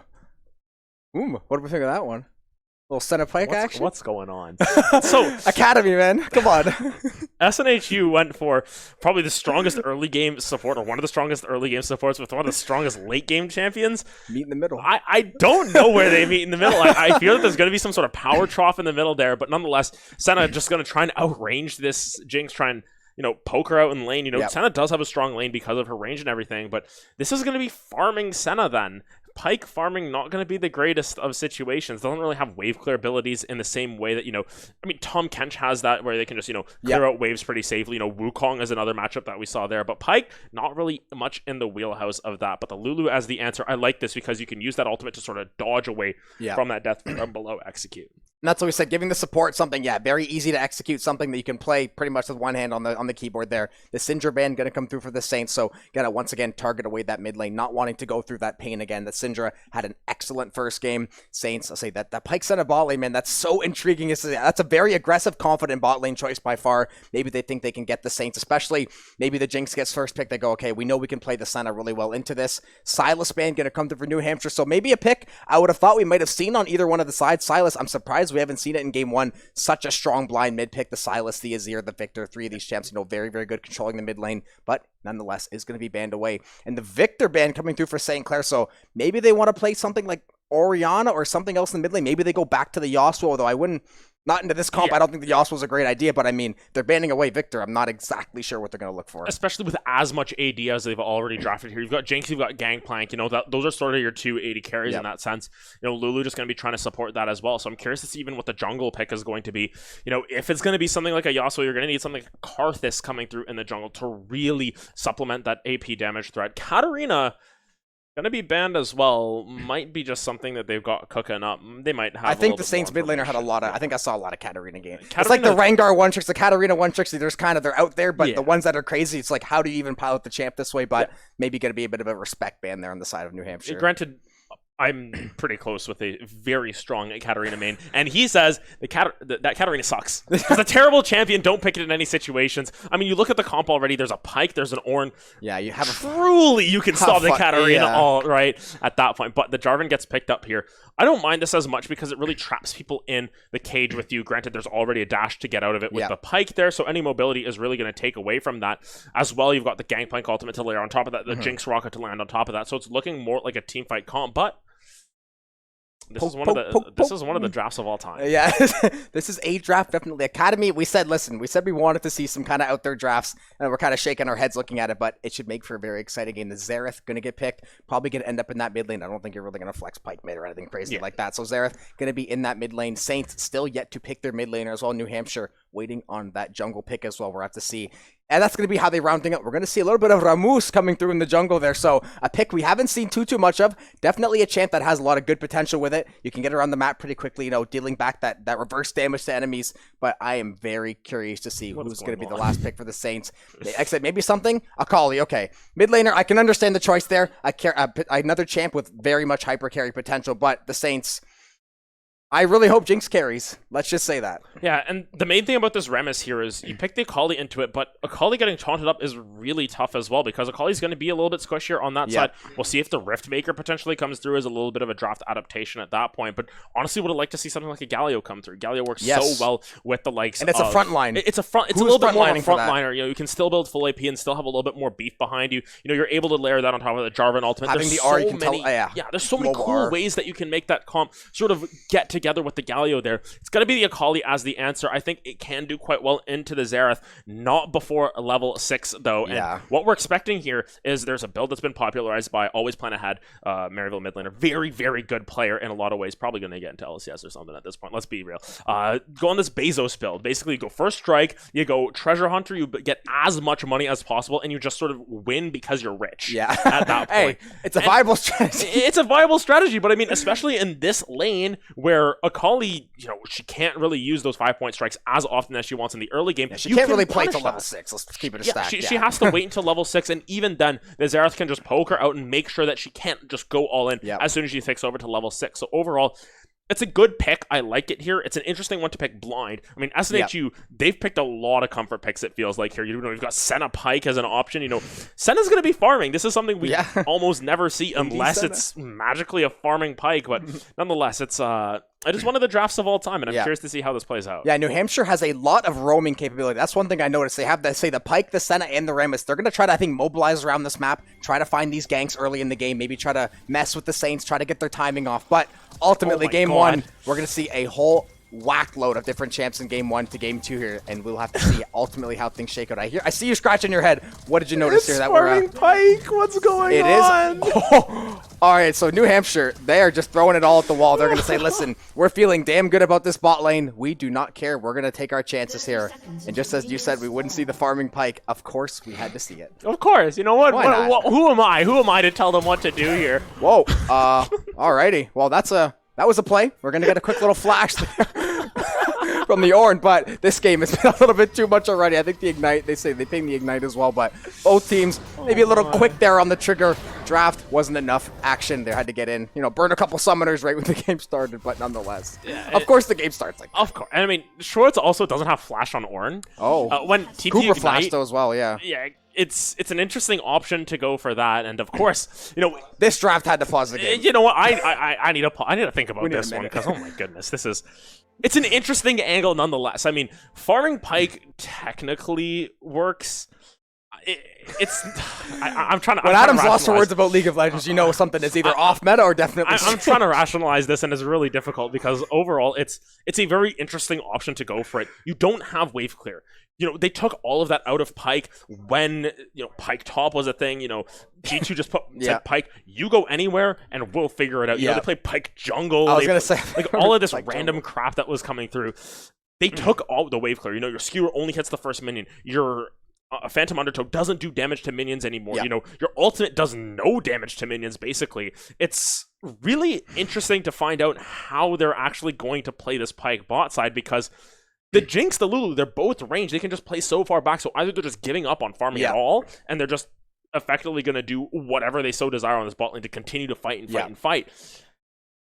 I don't know. That's what I was thinking. I was like, maybe they play Senna Pyke. Senna's going to be the one to get the CS. You're going to send Pyke off into the rest of the map to roam, but hard to farm when you're busy roaming, trying to catch a bunch of other ganks. So are they going to try to play for that heavy CS lead? Are they going to still send Pyke to roam early on and let Senna pick up some of that CS? It's definitely a very interesting take. Again, they're going to have that Ornn. They're going to have a couple safe picks. They're going to have that Ornn top side. They're going to try to figure things out the rest of the map. But if you're saying, Claire, you have to try to snowball this bot lane. I think it's going to be pretty much your number one win condition. You have to get this Jinx online early, especially if it is into that Pyke trying to play that AD role. You have to get this bot lane online. You have to get Jinx to that hyper carry farm, and that's going to be your best shot to win the game, I think. And I think the only sort of angle that I can see from the Pyke here is there's a challenger Pyke one trick who plays Pyke mid actually and has done quite well. Dave Mond, he goes for Iron Spike Whip into Stride Breaker on the Pyke to give you some wave clear. Goes for, Ravenous Hydra and that sort of stuff. I'm curious if that's the angle that they're going for, but granted, that's also on Pyke mid, where you're able to just roam around, and he farms like 3 CS a minute. But if you have 3 CS a minute in bot lane, you're going to get outscaled in a lot of ways. I mean, this Jinx is just going to be able to continue to farm and farm and farm and farm, and she's going to be relatively safe in that lane, all things considered, because you've got sort of the secondary health bar in the Lulu, but overall... I'm at a loss for this one. Farming Pyke, did not expect to see it in this one. Hey, listen. Expect the unexpected in Academy. Zaku walking down Toxic in this mid lane. The right moment, though, it'll be back in just 5 or 6 seconds here, but both teams trying to make do of both of these drafts. We're trying to make heads or tails of these drafts ourselves, trying to dissect everything that's going on. This Pyke, so I almost said Pyke mid, so we were talking about it, but this Pyke ADC going to be a very, very interesting choice. And yeah, I think Zaku going to be a very hard time farming, especially as this game gets like before level 6. So this, I'm just interested. I just want to watch this one play out and see who's going to blink first, who's going to make the first move. I'm curious because you know what? I love to see sort of off-meta stuff. Sometimes it gets hard to, actually analyze it because I'm like, this could happen, but also I don't know what's happening. Right? I don't know what the Pyke's going to build at this point. I mean, of note, Pyke did go for the Hail of Blades, so we're still looking for that sort of all-in potential. And Pancake here is going to really try and push the agenda, but Caster's already mid here. Yeah, early Ignite going to come through, going to try to land the knockup. He is going to land the stun, so level 1 gank. They are going to give the kill over to the Akali as well, so try to get Zaku online. As we said, Akali going to be one of those hyper carry champs that you can rely on, especially to try to kit down that Rammus, try to deal with that Ornn, especially later in the game. So very good start for the Saints to find that first kill, and honestly, a level 1 gank, what else could we have expected for this game to start with? I mean, it's Jarvan. It's the Jarvan special. Red buff mid lane. You do it from there, and of note, Caster read where the flash was going to be, so he didn't actually have to use the flash of your own. There is a world where Jarvan can still make that work if he goes for the flag and trick where the Xerath was, because you can EQ and then flash right onto them. You still have sort of a knock-up hitbox there. That is your other option, but Toxic, not really expecting it, burns both summoners, and Zaku's going to have so much more room in this lane. We talked about how Toxic maybe goes for the Bezos build. Not even that. Not First Strike. It's the Comet coming through, so just wanting a little bit more safety in that regard as well. Yeah, I'd say just going to go for that damage route, try to poke away at this Akali, maybe wait for the right time for a teammate to come set up that ult. And especially like we said, Rammus, Senna, and Pyke, one of them's going to roam at some point. They're going to try to make these plays in the other lanes. Curious to see who it's going to end up being, especially because this Pyke is playing in that AD role, but nonetheless, the Saints looking to get this bot side online. Going to be a little bit low mana on the Jinx, and that's one of the troubles with that champ, is you want to try to get that early damage, but she just runs out of mana so damn quick. It'll land a few rockets, so Pyke channeling this hook here, trying to find something. Not going to be able to get it in target there. So this Jinx, as we said, have to try to get online early and often. You can see Rammus as well on that bottom side of the map, potentially lurking for some sort of play of note. No cleanse on Kubra there, so is very susceptible to any sort of crowd control. Here it comes. Yeah, it doesn't have flash up either. Chains are going to land. Saints are going to try to collapse her onto Promo. Promo taking lots of damage. So Saint trying to run away as well. They're going to get the flash out. Senna going to get some damage through, but ultimately, a couple sums going to go through there, but no kills to be found for either side. Yeah, a lot of summoners burned. I mean, it's the exhaust off of the Pike, the exhaust off of St. Skittles as well. Heal on that. Jinx. Lulu, you know, just a lot of summoners burned, but not really any dice on that one. That's doing a good job of stealing away that crab as well, but, you know. Oh, we're going to land the hook. Going to get the polymorph landed, though. Chains are going to come down as well, so they are going to turn. W's going to land, landing a couple rockets there as well. But again, the mana problem being so prevalent on Jinx early in this game. And she's had a little bit of health reduction the last couple patches. She lost maybe about 5-10% of her HP as well, so have to navigate those waters, you know, trickily enough. They're trying to get some poke out in this mid lane, trying to get some damage back onto Zaku here to try to even things up. I mean, that's the main thing to keep in mind. You know, you look at the Jinx, she wants to try and get this wave to shove. She wants to keep this away from her tower. She wants to try and get as much CS as possible. She's even on farm with promo right now, which is a little bit of a problem because, you know, it's melee versus ranged. You look at, I mean, look at the opposite side of the coin. You know, while Toxic did die early on there's a CS lead for the Akali in this regard. So it's just, you know, a little bit of a backwards game here already erupting here. And I think that really what they need to do is they need to make sure this Pike isn't allowed to farm for free, and I think the main thing is that St. Skills is playing so far back, playing so cautious because maybe they're not really knowing what to expect in that regard. This Lulu has to play further up, has to try and harass Chroma as much as possible to make sure that they can't farm. Especially knowing someone like Rammus, when he gets a couple of those armor items under his belt, he's going to come down, be willing to tank 2-3 tower shots to set up that dive, especially with the Pike, having the undertone and being able to set up the hooks, and having the chains. They have lots of CC to play with, lots of escapability to get away from those towers as well, and Kester trying to find another little gank in the mid lane there, but Ward is going to be there this time to shut it down. Chains almost landing there onto the Lulu, but top lane, typical, back and forth, not a whole lot going on. Bot lane, yeah, it's the island. You're going to come when the jungler comes only when it is required or when a play is pretty much guaranteed to be made. So both teams trying to just, you know, jostle back and forth here, gain some advantage. Going to go all in though, Zaku, all in on Toxic. Going to pop the Ignite as well. Going to try to flash and find the kill. Is going to find the kill, but he will get traded back out there to Toxic. So it'll be a 1-for-1 in the mid lane there. A little bit too aggressive maybe. The CS numbers getting back to close even for that mid lane as well. So this bot lane still getting shoved under tower though.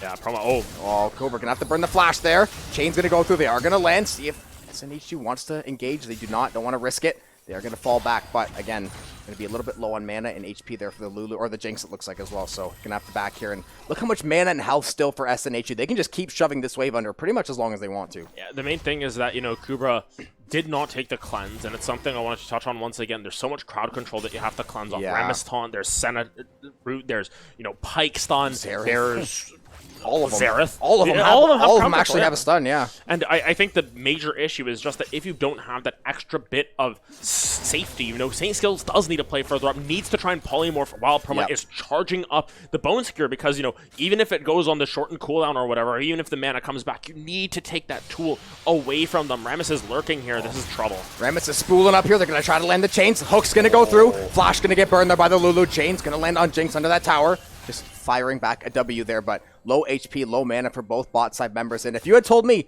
that Pike was out farming Jinx 7 minutes into the game, I would have expected it at this point, the way this game and this draft have been. But nonetheless, the Saints, they have to find some way, like you said, to be more aggressive, maybe to use that mana in a little bit better ways, try not to maybe waste rockets on just wave clearing, or not trying to spam rockets for like a diminishing return on the HP as well.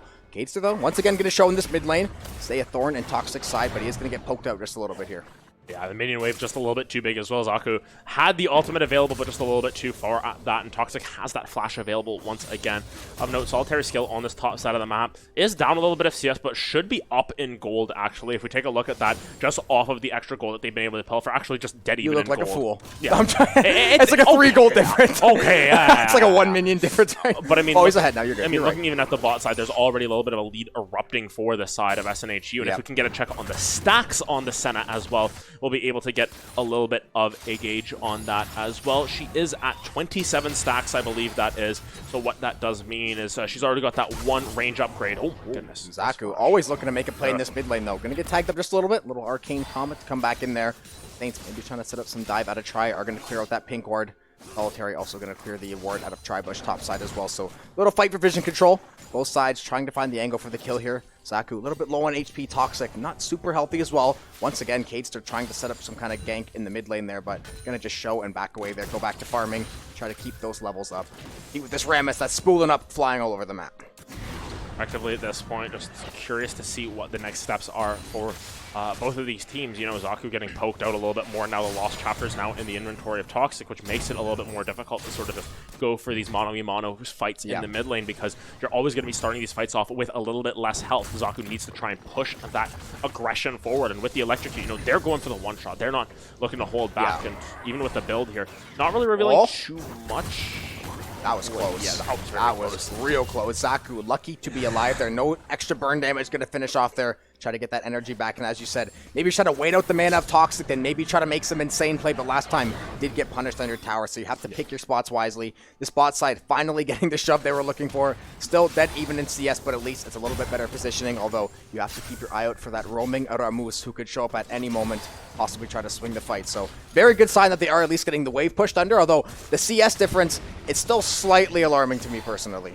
Yeah, I mean, it's not the end of the world, but the Pyke shouldn't range have, versus melee. Yeah, Pyke shouldn't have any farm at this point, realistically. Like, we were talking about how there's no wave clear or anything, but it's just that Jinx not really able to take advantage of the situation. Teleport was back into the mid lane for Toxic, so a little bit of a threat going down to Zaku, but even then, still feeling pretty good about that matchup. I'm just really worried about Kubra here. As we said, Jinx really needs to start to snowball once again. You know, there was a bit there where, you know, she was fine just sitting there getting 300 CS and then being able to turn on a dime and start to become relevant, but now her rockets cost so much more, her laning phase is so much more difficult to execute. The champion just does less damage overall. It's so much more difficult to pilot this champion that unless you're able to sort of snowball this game, it's going to be a difficult one to pull out here. Nonetheless, both junglers are bot side. Something's brewing. Something's cooking up here. Hook gonna miss on Saint Skittles there, and I wonder if the bot lane is playing a little more passively based on kind of what happened last game, where not that they got gapped, like they had some good plays, but ultimately the bot lane, you could tell SNHU was pretty much in control the entire time. Rammus gonna spool up there. They're gonna go for the all-in. Polymorph gonna land. Double knockup. Beautiful play by the Rammus. The Saints are in a world of hurt. Taunt going through. Pyke gonna pick up the double kill. Proma getting it done. Zaku luckily able to take out that Xerath near the mid lane or that bot side jungle. At least keep this dragon up for the time being. But 2 kills over to the Pyke. Not going to be ideal for that bot lane of the Saints. And the main thing is that Proma getting those kills with the death from below means that there's more gold to come through. You know, gives those stacks over, I believe, to Pancake, so they're going to have even more gold for themselves. You know, effectively, 1 kill equals 2. Your gold is my gold. You know, you get your cut at the end of it, and unfortunately, that is the main thing that is going to start to hamper the side of St. Clair. And once again, the cleanse would have been so useful there. Gets stunned up, gets pulled back. There's so much crowd control to come through, and once the ultimate, you know, there wasn't the Lulu ultimate used that entire time just because of the crowd control that was put down, and unfortunately, it leads to a heavy gold swing back in favor of this SNHU bot lane. And if we look at the gold right now, there's about 1,000 gold difference between the two quote-unquote 80 carries, but even 500 gold between the supports at that point, and that's just because Senna was able to pick up their cut. Yeah, and then I think Cooper did burn the heal there, so trying to get one of those summoners, but ultimately not going to be enough. As you said, the Lulu not able to pop any of those sums, just going to be a clean kill for New Hampshire. The Saints try to find some way back into this game. Did give over that first Mountain Dragon, but Cadester coming back on this top side, trying to find at least somewhat of an even trade. Trying to rack up this first Herald. Xerath not going to show that mid lane. Going to have to back off. Zaku going to have just enough presence there. Looks like Ornn maybe going to wander, but GP going to keep him in check there. So the Saints will get the Rift Herald. Still even in kills. Are going to be a little bit behind in the gold department, but nonetheless, lots of time to try to make up this game. Yeah, and I think the next big thing to keep an eye on. Oh, once again, SNHU going all the way in. Kubra going to get tagged down. Proma going to land that R. Going to get a massive kill. Kubra going to flash away. Not going to get chain CC'd anymore, so is going to escape with his life, but support is going to fall. Both sums up once again. Cooper did have to burn the flash, so going to be another kill over to that Pyke. And I say, you want Jinx to get online early, so it makes it easier for her late, but when Pyke gets going like this early, man, it can be an absolute disaster to deal with. And there's just not enough damage coming through from the side of the Jinx right now. You know, potentially on a different champion, you're able to turn that around. The Pyke is going to get punished for that, but unfortunately, Jinx Lulu, it's really building up for 1 item, 2 item. You want to get those spikes at a certain point, and Pyke wants to do anything but let you get to that point. First mythic of the game completed. It's the Dusk Blade of Drakthar on the opposite side as well. You know, it's still just sitting on a Noon Quiver, sitting on components. A little bit of a garage sale coming through across the board. Granted, there is the Essence Reaver completed on the Gangplank. Very likely to go for the Throat Slasher Gangplank build, as I like to call it. Going to be something like Prowler's Claw, building into a whole bunch of crit later, where, you know, you're just able to ignore a lot of the resistances that the Ornn's going to be able to build up because of the way barrels work. And even still, Solitaire skill's feeling pretty good. 29 gold there, taking those though. Yeah, and they're going to need this GP to really come up big later in this game, especially if the bot lane is already kind of falling a little bit behind in the kill department, in the gold department. This Gangplank is going to have to make up a lot, and we've seen the one-shot barrel plenty of times in plenty of high elo, low elo, everything. Zaku trying to go for the all-in here, going to take a tower shot for his trouble. Pancake is here for the collapse, another tower shot, going to get poked out. Chain's going to land, Zaku going to go for the all-in. Oh, the Xerath are perfectly timed with the chain. Zaku going to live though. Senna are going to dodge that one as well. He is going to fall to Xerath though. Toxic going to find that kill into Zaku, and now Saint Skittles in a very, very bad way. Knock up, taunt, Xerath, Comet, dead. Double kill for Toxic. Gonna take out another member of St. Clair there. Gonna open up this map just a little bit more, and once again, just such a good job of New Hampshire to collapse. Find the kill. Gonna go for the flash engage. Kegster is gonna find the kill there. Have to try to escape this hook now. Promo gonna land the hook. Gonna try to land the undertone as well. Exhaust gonna go through. Rammus knock up. Xerath is here to follow. Promo finding his 4th of the game, and New Hampshire putting the gold in all the right places.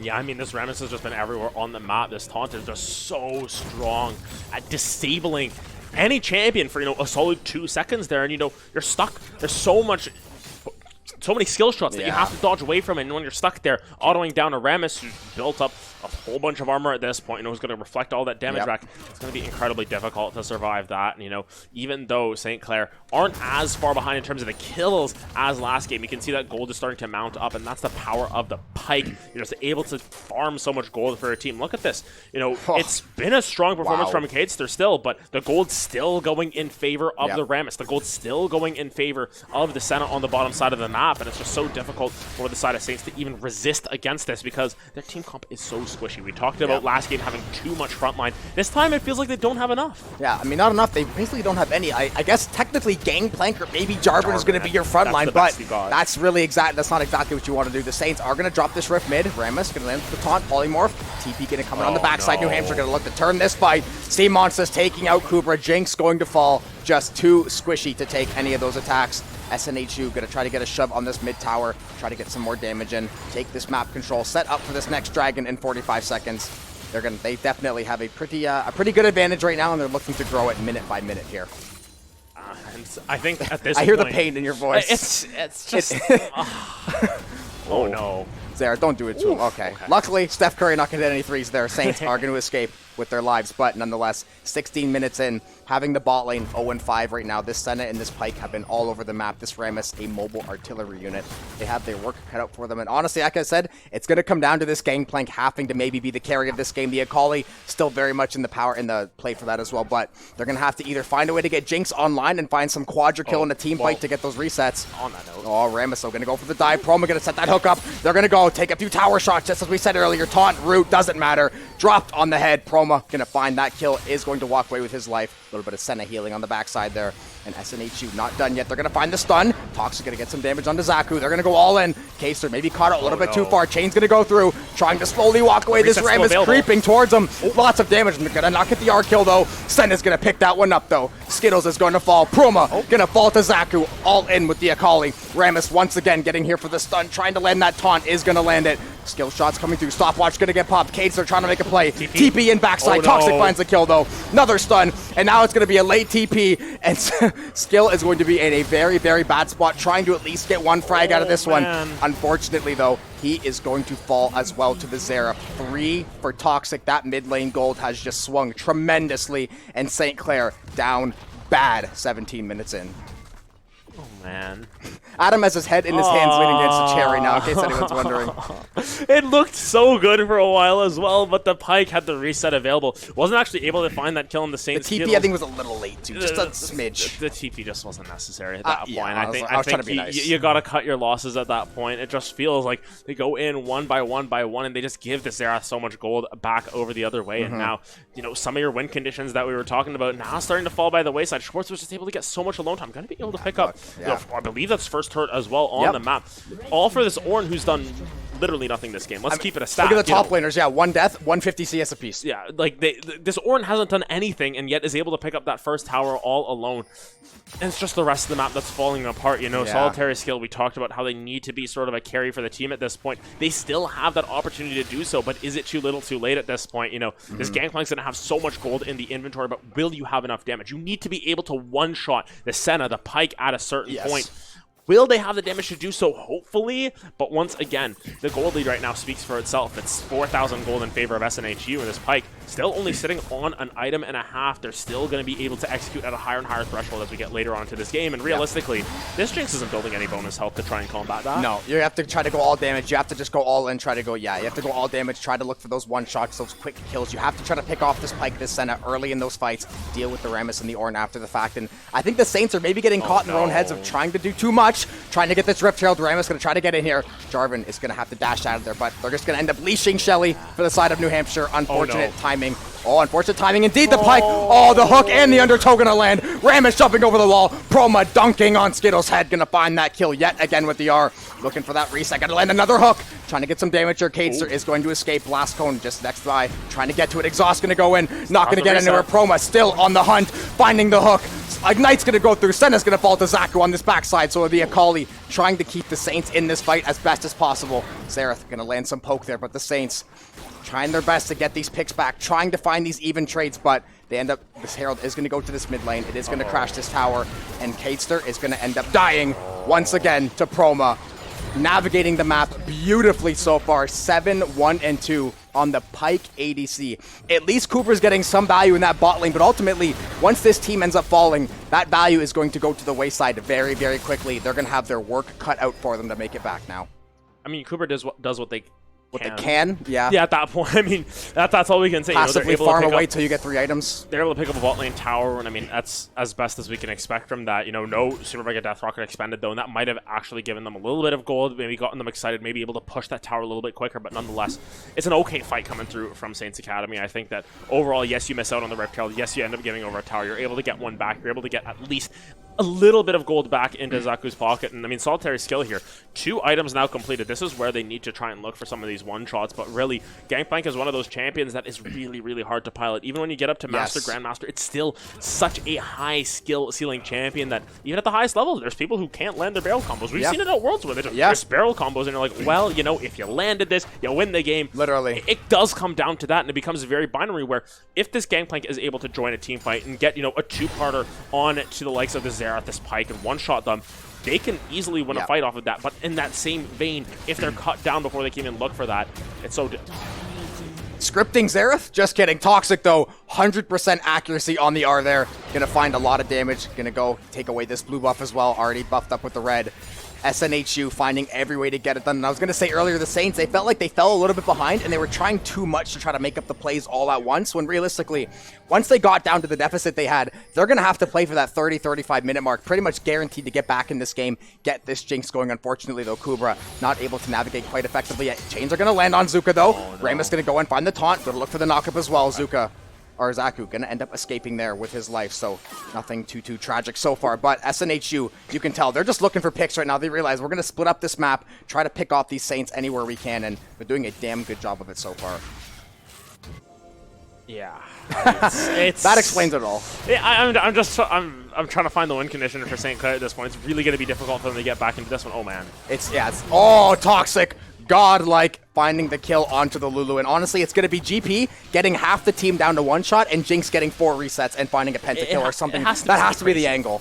It has to be through the Gangplank, though, at this point. It has to be through the Gangplank or the Jinx, but I mean, look at the itemization coming through from Ornn. Schwartz is going to be so strong in this front line, building up so much armor. The Rammus there as well, stacking so much armor as well. You have to be able to cut through them at a certain point, and Kraken Slayer not really going to cut it to a certain extent. It has to be, you know, a big barrel combo, but now, on Vision, they are doing this Baron, so this could be a chance for Saints to sort of flip the game off of this. It's a little bit of a 50-50 scenario, and if you're going to turn the game on its head, this is the time to do it. Caster's over the wall. Here it comes. Yeah, this could end up being possibly the play of the game one way or the other. The Saints trying to find some way to flip the Baron. Look at Cooper, half HP from 1 tag from Xerath. SNHU, they are going to peel off the Baron here. The Saints doing enough. TP is going to come in backside, though. Kubra going to lay the traps out, get that instant root there, stop Schwartz in his tracks. Now they're going to resume on the Baron. Now that Ornn is here, they're more than happy to take these team fights. He hasn't even had to show up in any of these team fights the entire game. Hook's going to land. Knockup goes through as well, and Akali's going to fall. That is the kill Promo's looking for. That is going to be basically the carry of the Saints gone. Yep, and this Baron is going to get ticked down. Schwartz 3 members of the Saints stacked up in the Schwartz bush. doesn't see them yet. So afraid. Schwartz, they're not even going to go for the attack though. Schwartz is just going to face check it. Polymorph going to go through Xerath tag. Oh, no. Too much damage. Senna are coming through as well. Getting hooked into the pit. Trying to get the 50. Blue, it is going to be taken away by the Rammus there. They're going to find Baron. Find the kill onto the Jarvan. Gangplank off in the bot lane, trying to split push the Saints back into this game. But I'll tell you what, they have a long ways to go. And right now, these team fights just ain't it. Just a little bit too early leaving that bush. I think that if they just waited for Schwartz to meander back and forth a little bit more and look for that vision on the Baron at around 2k or something, maybe it helps out a little bit more. That Cannon Barrage was used so well to gain that vision at the last second, but unfortunately Cats are taking too much damage on the way in, forced the smite for health to even have a chance, and the smite from Sea Monster is just a little bit too good. But now the siege coming down, and it's just getting slapped at the wall, and Zaku has to do something crazy. Zaku trying to make a hero play here. It's going to get a little bit of damage. It's going to get knocked up, though. Going to go back all in. Going to get chained up, though, by the Senna. Stopwatch going to get popped. Solitary is going to find the kill. That's exactly what we were talking about. Trying to open up this fight, taking out the Senna nice and early. Zaku being the one to help set up that play, diving in that backline, doing exactly what you have to do as a Sakali. Get in that backline, pop the Shroud, distract, and let GP walk up with those barrels and put a number on the side of SNHU. Oh, Zerathar going to come through. Rammus going to get the knockup, going to get 2 or 3 there. It's going to get rooted in place, though. Cooper trying to find the kill here. He will get the kill onto the Rammus, going to get the reset. Instantly going to get hooked, though. Oh, Zaku trying to be the one to save this fight. Toxic finding yet another kill on this Xerath. SNHU maybe get a posture for another play here. Xerath's going to get some channel going, try to find the poke. Looks like Promo's going to try to go all the way in here. Xerath going to find the kill onto the Jinx. Kubra falling yet again to this Xerath. Look how much damage this Xerath is putting out right now. And SNHU is working off the bot side here. Ornn are going to come through. Schwartz diving all the way in. Knockup going through. Flash going to get burned off Skittles there. Oh, look how much damage this Xerath does. And it looks like Promo trying to find a little bit of damage for this kill. Exhaust and GP though combo. And I've said it 100 times, Toxic finding another kill on this Xerath. This is a rich, rich man. And look how much gold Toxic has in the inventory. We swap. Yeah, that's a full. That's going to be a death cap. Oh my goodness. That's just a whole death cap. That and you saw the damage before. That's one-shot potential for this Jinx and this Lulu. Like, damn near. One combo in their guns, though, at this point. I mean, it's just gotten to the point where Toxic has gotten a little bit too much gold for themselves. I mean, the Xerath really just throwing a little bit of a wrench, and while the Akali was able to have a little bit of their way once they got to level 5, level 6 with that early game coming through from Cadster, it's just not enough at this point. Granted, still the win condition stands. GP. Solitary skill. 3.5 items here. You need to try and one-shot this Xerath as much as possible. Granted, there is still the stopwatch in the inventory. There's still a way around it, but that's a nice hat fitted right on top of the Man of Chains and whatever rocks. Rocks and stones. What and is chains Xerath? I mean, Xerath is just a bunch of like random crap thrown together, and suddenly it's a champion that's 12-3-7 in this game. Wearing a really cool hat as well. Yeah, so gonna have that Rabbit on. It's gonna have the Shadow Flame. Gonna go all AP as per usual, just trying to shred down those squishies of the Saints. And that's the problem we said too. Having this really squishy comp, if that Xerath is able to tag it on a half HP, one R shot landing. Oh, the Jinx is gonna fall. Toxic. Deadlier than Curry from 3 once again. 3 out of 4 shots landing. All it's going to take Jinx 100-0. No, not even going to have time to try to pop that heal and make any kind of salvage. Going to get absolutely shredded. SNHU. This Xerath might just be too far ahead. They're playing this range perfectly too. Xerath never in position to get caught out. Always playing safe on that back line. Always the one to find those last kills. Adam still has his head in his hands, and SNHU still has massive advantage in this bot lane. Yeah, the elite Xerath coming through, 13-3-7 at this point. That's how strong that ultimate can be. Nice. Level 15. Just wait until they get their level 3 ultimate, and maybe it's 2 shots only. At that point, it gets a little bit ridiculous at a certain point. You sort of overkill them at that point, but still a split push effort coming through from Solitary Skill, just trying to force as many people back, trying to extend this game out for as long as possible. Granted, the Jinx build is something that I'm not a huge fan of either. Went for the Runon's Hurricane. You're not ever going to be able to get in range to get some of that value out of the Runons. You really need to go for something like a Rapid Fire Cannon. Yeah, I mean, you're fighting Xerath and Senna. Jinx has great range, but ultimately 2 of the most rangy champs in the entire game you're having, and they're piloting very, very well as well. And consider Hex Drinker to maybe survive an extra one of those shots, have a little bit of a chance to run away from it. Unfortunately, Cooper just hasn't been able to get any sort of success in this game, not able to replicate what they were able to do on the Ziggs last game, where they had a strong performance, probably the strongest performer in that one, but unfortunately this time around, the Xerath has had their number. Feels like for all of their deaths every single time, it just feels as if Kubra is getting cut down by Toxic in their tracks. And it 15 seconds away from this dragon, 2.5 minutes away from the Ocean Soul. It just feels a formality at this point. SNH is going to try and close this one out. I mean, never say never. As we said, the gold, only 5k in New Hampshire's favor. But look at the items, look at the stats. They definitely hold the advantage.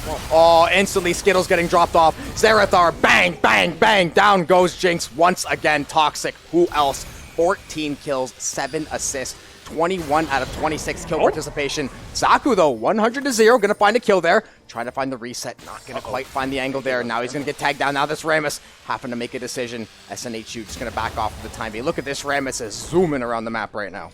And, you know, Baron buff just expired for them for a little bit. They're going to be looking to reassert that on this next push. But once again, solitary skills. Slowly but surely trying to macro his way into the game here, but it's 4 completed items. Ultimately, that's the thing to be worried about as well, because there's so much damage potential on this Gangplank. A barrel combo can now start to one-shot the Senna, and I'm curious to see if they'll even get that opportunity. That's the thing. The split push is going to have to work wonders. Otherwise, if he's not there for a team fight, tries to base race, it might not go in his favor. He is going to take out that T3 tower, though. Try to open up this bot side. At least try to draw the attention of SNHU off that certain parts of the map. Maybe try to open up a dragon for the Saints, because they're going to have to make a decision. That soul point is going to be up in 1 minute. We know SNHU would love to have that. Try to complete this game sooner than later. Kubra just going to have to keep farming away. Try to get a couple more items under his belt before he can have a really large impact. But just look at the itemization for SNHU. It's just, they're just so deep in the pockets right now. I mean, the only redeeming factor is a lot of these kills that Pyke and Sen have been able to pick up is on the Jinx and on the Lulu, and they're worth no gold. Nothing, yeah. They're worth nothing at this point. It's sort of redundant at that. You can see how much gold the Gangplank is worth, though. The richest member in the game. Wow. Granted, they're going to have to show up to this fight. They're going to have to get a huge barrel combo. This is a fight where if St. Clair are able to win this, if the Gangplank's able to show up, this could turn the entire game. The gold difference isn't as huge as we'd expect. Yep. Yeah, Zaku trying to set up something on this back line for Saints. They're going to posture. SNHU going to back up. The Zerathar going to come through. Going to find a lot of damage onto the Lulu. 1 HP just hanging on by a thread. Last one not going to fall through. Ornar is going to come through for the knockup. Zaku on the back line, though. Trying to slice through this New Hampshire defense. Going to go back all over the place. Going to get stunned up, though. That Akali's going to fall. That's exactly what SNHU is looking for, though. They're going to turn this fight on its head. Rammus going to dive in. Solitary going to fall. That's going to be a huge condition for the Saints. Jinx is going to find that shutdown onto Proma. However, it's not going to mean much, though. 2 more kills for the side of SNHU. That's going to be the ace. They're going to TP into this mid inhibitor, and in all likelihood, this will spell impending doom for Saints Academy. 15, 4, and 10 on the Zera. It looked as if Zaku had some sort of angle to get in there. Solitary Skill had the barrels all lined up, but just wasn't able to line up the dominoes. That's going to be game going over to SNHU, and oh my goodness, that was a painful game, to say the least. SNHU just had their number, it feels, and unfortunately for Kubra and Co., not going to be going away with a win today, unfortunately. Yeah, maybe it was maybe a slight issue with the draft, although credit to SNHU, they were a 5-1 team. They definitely showed it these last 2 games. They piloted these champs extremely well. Very, very aggressive picks, which usually spells confidence, and you could see it emanating all over the Rift. They were willing to go make any play. The second they smelled the lead, that Pyke and that Xerath were going out for heads, and they found a damn good job of it. That Xerath, being like 14 kills, 7 assists or something by the end. Just far too much damage for the Saints. The Jinx Lulu, say into the Pyke Senna wasn't maybe the worst thing ever. You were hoping to get ahead early game. I'm trying to be nice here, but unfortunately just did not go the Saints' way tonight. Unfortunately not, but overall I think still a valiant effort from them. Hopefully it's something to learn from. It's something that you do have to learn from at the end of the day. Some of these losses you really just need to take what you can out of it and say, you know what, we weren't ready for this draft. Maybe we didn't have the right prep going for us. Maybe we just needed to, sort out our comps a little bit better so that we could get everything all in line. But nonetheless, it is going to be SNHU taking the victory today. Game 2 was it was a game of League of Legends after a draft of League of Legends. What more could we have asked for, so to speak? But nonetheless, Saints Academy going to be trying to bounce back 4-2, trying to still make that push towards playoffs. Yeah, we had some exciting moments there. Ultimately, the Saints, they do fall short. Just whether it was draft and you could see maybe they get a little bit nervous at times. They, like I said, it's trying to do too much all at once. Especially in game 1, we saw it a ton, and the beginning half of game 2 more. So when they would get a little bit behind, you could see they were trying to get it all back in one play. You're not going to get 4 kills back in one play more than likely, especially diving, trying to kill through an Ornn and all this Rammus. They had so much armor to get through, and if that Jinx isn't going to be able to shred down that armor and that Gangplank, did a good job split pushing, trying to draw attention away, but SNHU ultimately, when they just collapse 5 mid, you have no choice but to go back there and stop it, and SNHU ready and waiting for that fight, and they just took it to the Saints. Of course, but other than that effectively wraps up our broadcast for tonight. If we can take a look over at the schedule, we do have some more action for you this week. Of course, tomorrow, Halo Infinite gonna be popping off on the broadcast here. First time in a long time. We'll have to get into the boys' bathroom for that one after this. Singing around, against Lebanon Valley College. Of course, Friday gonna be a late start for R6 against Kennesaw State.